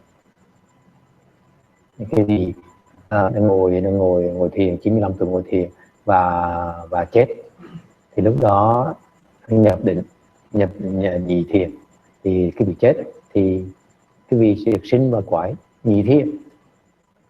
That's how it happens. Got it? You do have some control through meditation skills. Nhờ cái thiền, công phu thiền, quý vị có cái sự lựa chọn. However, if you sit there, you have these thoughts of kindness and compassion. You know, tôi có những tư tưởng. You sit there and you say, be kind, be compassionate, right? You're 95 years old. Be kind, be compassionate. Be kind, be compassionate. 95 tuổi, đang ngồi đó, đang nằm, you lie on the bed. Be kind. Master YongHua says, remember to be kind and compassionate. Kind and compassionate.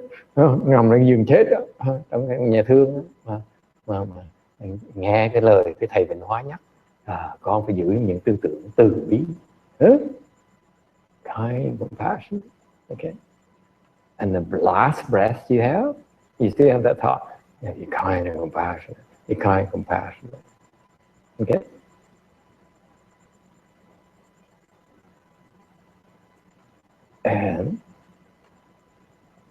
And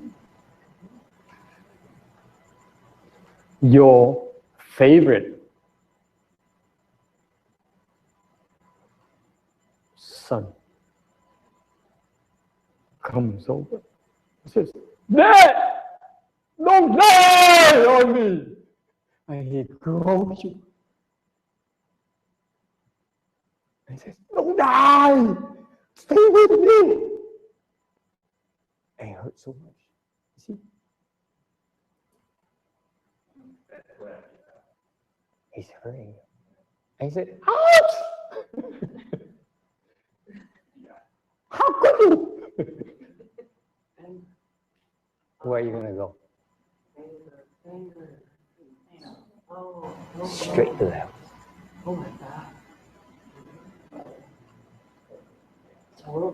Cái gì nó ngồi nó có tư tưởng mà từ bi nó, mà con mình nó chạy tới nó ôm với mẹ đừng có đi con thương mẹ chứ sợ nó bám víu mình, nó bổ mình một cái, đau một cái, nó khóc một cái ngay lập tức. That's how fragile it is. See that? So unless you have samadhi power, anything could happen. Trừ vì cái việc có định lực thôi. Nó nguy hiểm dễ sợ lắm. Nó sơ sức một tí thôi, just one split second right there, you're done, you fall. Chỉ là hở một tí là mình tiêu ngay lập tức. Any questions? Yes, sir. How much money you think you can buy protection at that moment? Let me tell you how much money you can buy. There is a king called Shariputra. He's a big Dharma protector, big disciple of the Buddha. Ông vua A Xà Thế là một cái vị đệ tử của Đức Phật. Okay, he's a very real SOB, you ask me. He killed his father. Okay, and he's a very mean person.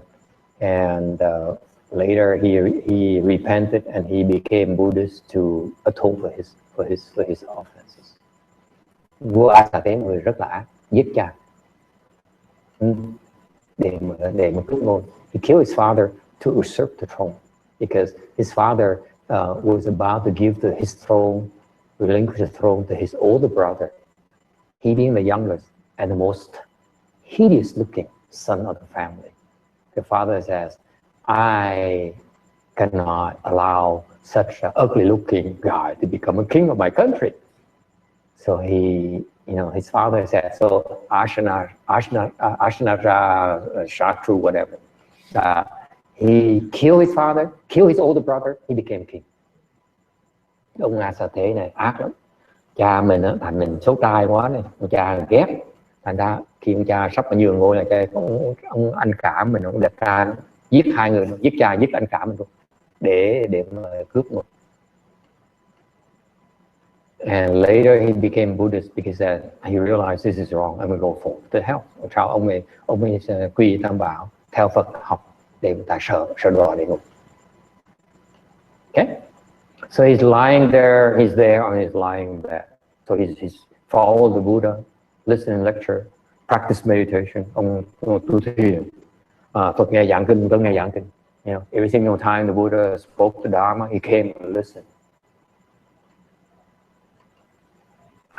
Very devout Buddhist, rất là thành tín.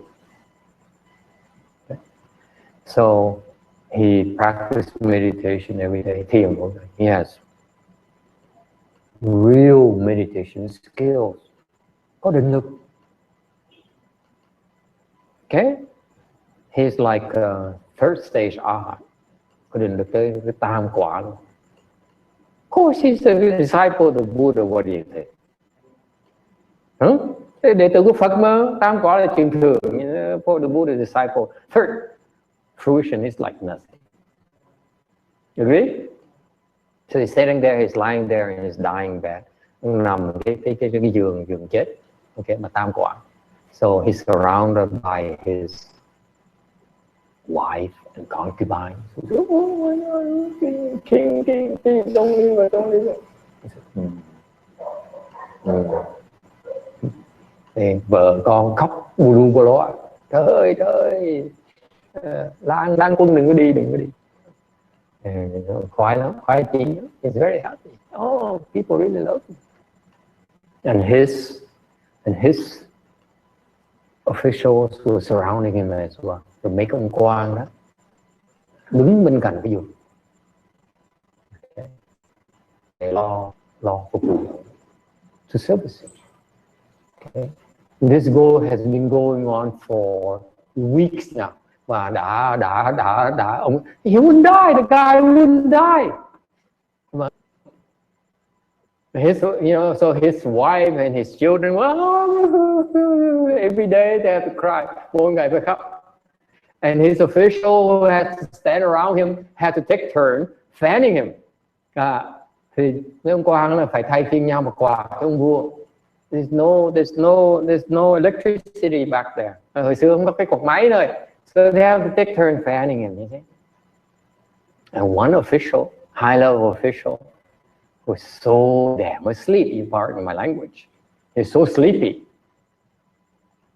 He said, I wish he would die. Ông quan phải chịu buồn chết cho rồi. How long can someone agonize? Weeks, months? Người có thể hấp hối mà thôi mấy tuần cả tháng chừng nào mới chết bây giờ đây. And he had this thought, oh my God, how much longer? And he dozed off. Ngủ gà. And the fan fell on top of Ashna Shatru and hit his head. Và cái quạt rớt xuống, ngủ gật rớt cái quạt xuống, cái quạt nó đụng cái đầu ra Asa Thế. And the king is third stage arhat mà nhiều ông này là tam quả là hả? First stage. Third stage arhat. He's a sage, Buddhist sage. sitting there. And he's very calm and collected, người đó nhập định mà nhớ. But as soon as the fan hit him, he has to start and say, so you guys can't wait for me to go either. Huh? How dare you? And that thought, anger, he fell. So you may be third stage arhat, but someone, you done. Tại ông này cái tam quả mà lúc mà nó cái quạt rớt đụng đầu, đau một cái, nổ cáu một cái là tiêu. Luckily for him, you know, the Buddha send Mahamoggalyana come over and do the ceremony to rescue him, and that's why he was rescued and was sent to the heaven of the third stage arhat. Only because the Buddha was there. The Buddha knew. Remember, the Buddha did not abandon his disciples. Quý vị thấy, may ông đó là ông vua đó, Đức Phật đó, là biết, thành ra sai đệ tử đó, ngài Mục Kiền Liên tới cứu này, nhờ vậy mới ông không đọa xuống, ông còn được thăng lên khỏi trời của tam quả là Phật lo đệ tử như vậy. Okay? The Buddha took care of his disciples. Okay? So it tells you that it's so dangerous. You don't know what's going to happen when you revolve in the wheel. Thì chứng minh cho quý vị thấy nguy hiểm dễ. The only real control you have, người duy nhất mà có tự chủ, are the fourth stage arhat, the Pratyeka Buddhas, the Bodhisattvas, and the Buddhas. Có 4 cái hàng người duy nhất mà hoàn toàn có tự chủ là người tứ quả A-la-hán, Bích Chi Phật, Bồ Tát và Đức Phật. They control, they can go anywhere they please. Họ muốn đi đâu đi đấy. But the rest of us, the 6 lower realms, we have not much control. Ngược lại những người mà cõi mà phàm phu như người chúng ta thì hàng người phàm phu chúng ta là khó mà tự chủ. So far, so good. Any questions? Yes, sir. Is it the case though that your karma created by our actions is stronger than our thought? Killing somebody is in your karma is thinking of killing, right? Yes. Looking at how, in what way, or how does that factor in if you're cycling wheel is just governed by a single thought? Okay, the question is, what about your past karma? Câu hỏi là những cái nghiệp quá khứ mình là sao? Remember those karmas you've been creating all your life? Yeah?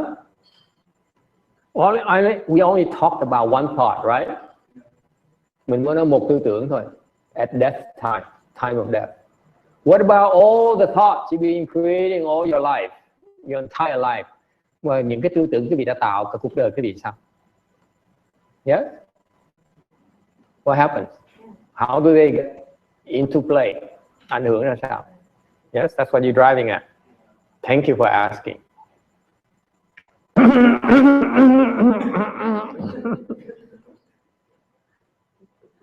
He asked that.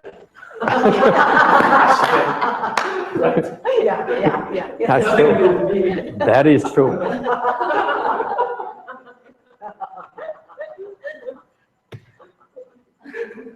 I'm destined to be poor the rest of my life. That's the kind of disciple I have. Only poor disciples. He's supposed to help me monetize. So what happens. Here's what happens. I only talked about the karma you create at the time of death. Thì mới nói quý vị là cái nghiệp mà quý vị tạo khi quý vị chết đó, it has a great impact on your next body. I haven't yet talked about, I only started to talk about external factors. Yes? thì mới nói sơ sơ đó là mới bắt đầu nói sơ sơ cái ảnh hưởng của bên ngoài tới. Someone dropping a fan on your head, người đó thảy cái rớt qua cái mặt mình, right? Or your son, don't leave me, I love you, how could you? Okay, that's called external factors. Cái đó là cái ngoại nghiệp, because they affect us, they come in and affect our last thought. Yes, cái đó là chứng minh cho quý vị thấy là bên ngoài nó có thể tới, nó ảnh hưởng cái tư tưởng cuối cùng của mình nữa. Yes, here's what happens. If your entire life you kill a lot of people, thì chẳng hạn như cuộc đời quý vị ra thể you kill a lot of pigs, giết nhiều heo lắm. The Chinese love to eat pigs. Người Tàu thích ăn heo, right? Yes. The Chinese, they love pigs. I mean, eat pigs. I don't mean they love pigs. They love to eat pigs. Eat everything that the pig has to offer. That's correct. Okay? So let's say you have a Chinese restaurant. Quý vị có cái tiệm ăn tàu. And you serve lobsters and you serve fish, but you specialize in serving pigs. Okay? And so you've been creating, you made a lot of money now. This restaurant's so successful. You have branches, you know, throughout Southern California. You branch up north in Northern California. You go across to New York. You go to Las Vegas, you know, and so on. You have all these branches. You supply pigs, and you kill a lot of pigs. We only talk about pigs, not lobsters yet. Okay. Cái chùa, cái gì có cái tiệm ăn cái tàu mà chuyên môn bán đồ ăn thịt heo, giết nhiều heo. So in order to earn your living, make a lot of money, you killed a lot of pigs. Quý vị biết bao nhiêu con heo. Yes, every day. That's killing karma. Quý vị giết con heo. Right?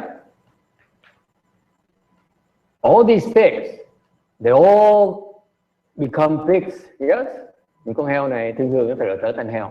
We talked about that already. It's very hard to get out of becoming a pig. Once you're a pig, you're always a pig. Wait, that doesn't sound right. Could be misinterpreted. Once you're a pig, you're always a pig. Okay. However, let's say one of these pigs got out of the pig's realm, and he becomes a ghost. Mà nhiều khi một con heo này nó trở thành con quỷ, powerful ghost. Con quỷ nó có thần thông vậy sao? And he remembers you. He says, not only did you kill me as a pig, you also killed my father, my mother. Okay. Not only in this lifetime, you killed my father, my mother in prior lifetime. You killed my son in another lifetime. You killed my daughter in a lifetime. Yeah, they remember. And they look at you lying on your deathbed, so peaceful, in samadhi. Yes. Rồi con quỷ này nó nhớ cái gì là từng hành hạ nó, từng hại nó, cha mẹ nó, dạy vợ con, kiếp này, đời kiếp. Bây giờ nó có thần thông dễ sợ, nó thấy được cái gì nó nằm cái giường nó sắp chết ở trong định. She's lying there in samadhi. You're supposed to go to the heavens. Vì đáng lý phải nhập lên cõi trời. Yeah? But this ghost here is very powerful. Con quỷ nó mạnh vậy sao? His samadhi power is higher than yours. Định lực nó cao hơn cái gì? Guess what? and it flew over. Okay, you use samadhi power to disrupt you. Nó quay, nó bay qua, nó dùng cái thân của nó, dùng cái định lực nó đè cái that brings you out of your samadhi, khiến quý vị mất cái định. Okay, and torment you, và làm quý vị dày vò. The point you go crazy. It's like, God, why is it I cannot enter samadhi anymore? You can't see. Nó quay về quý vị không thấy nó được. Vì cứ nói, tại sao mà tôi không nhầm được? I learn chant from Master YongHua. Tôi là một đệ tử rất là tinh tấn của thầy Vịnh Hóa. He said I'm one of his best students. And now I can enter samadhi. Bây giờ tôi nhập định. He called me. Ông gạt tôi. Guess where you're gonna go? And that's the last thought. The house.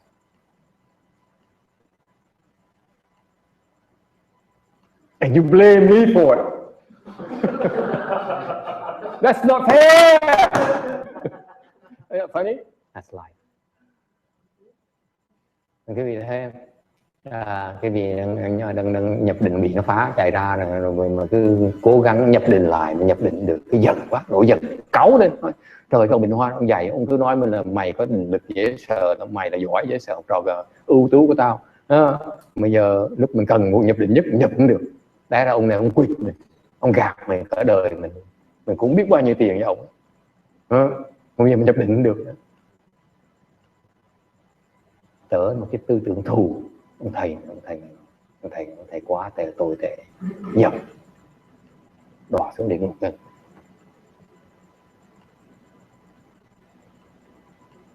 And I'm innocent. Don't look at me like that.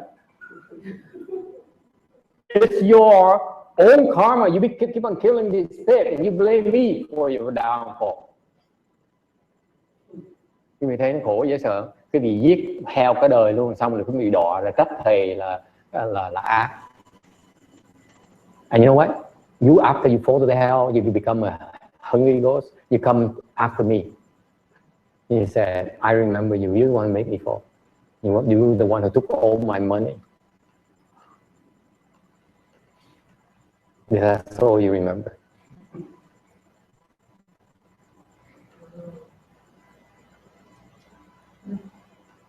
And that's life in a big city.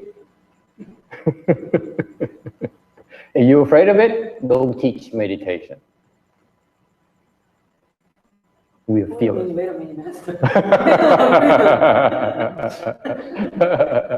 Scary, huh? Interesting. Yes, you try to help them, and they end up hating you for it. But there's some who remembers how nice you are. Okay, purely. Only a few. Only a few. So far, so good. Isn't it fascinating? That's why we teach you meditation, because meditation gives you a sense of control over the next body.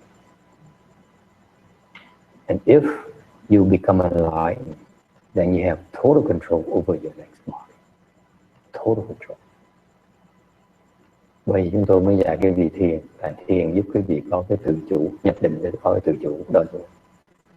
Để quý vị đắc giác ngộ sẽ luôn luôn có tự chủ.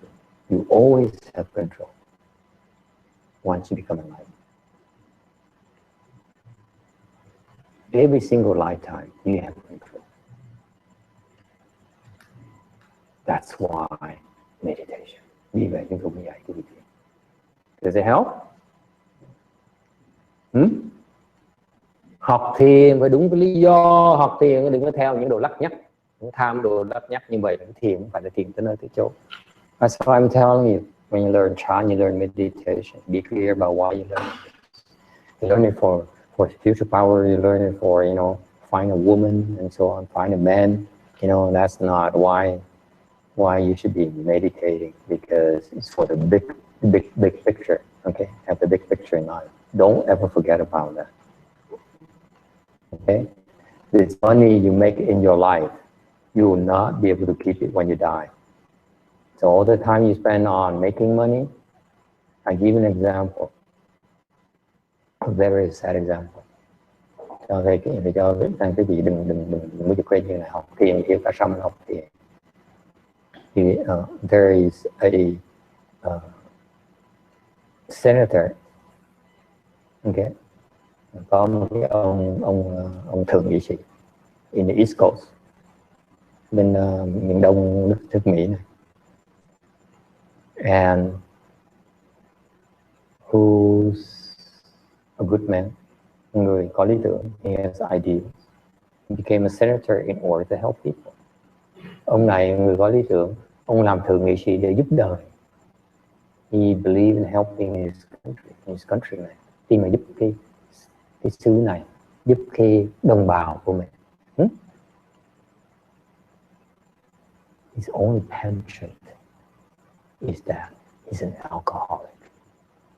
Tội ông này là ông là uống rượu.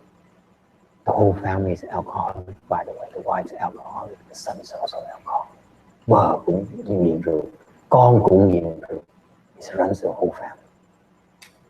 Alcoholics. So before he died, he has cancer. Trước khi mà chết, bị ung thư. And he died. Okay. And being a good man, he fell to earth, the animal realm. Bị đọa xuống làm súc sanh. So all the fame, all the power, all the influence, all the money could not help him. Và thành ra có địa vị, có tiếng tăm, có tiền bạc, có quyền thế cũng thể giúp ông thoát được. No one in his family knew he was in trouble. Không ai biết ông bị đọa. No one knew he was falling. You think it's worth it? Vì có xứng đáng? Would you spend your entire life having that kind of life and then to fall to the animal realm? Highly regarded. Đây là cái người rất là nổi tiếng, người ta ai cũng kính phục. If I bring out his name, I know he said, wow, he's a good man. He made a mistake, yes. Some mistakes, yes. But overall, you could have to admit this is a good man. Okay? You know what his name is? Ted Kennedy.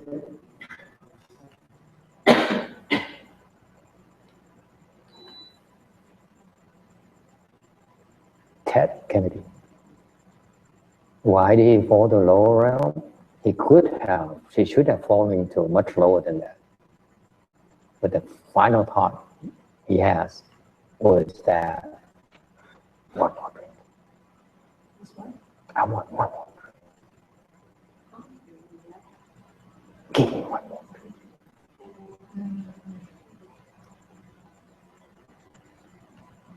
Isn't it fascinating?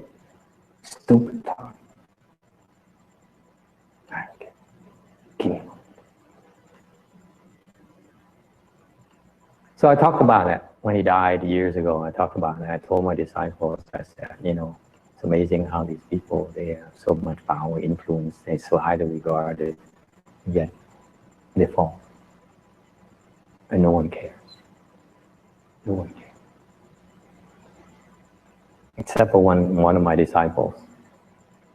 She says, a week later, she says, let's help him provide some relief to him because he's a good man. And that's why he returned to the human realm. Otherwise, he would have been a lot worse.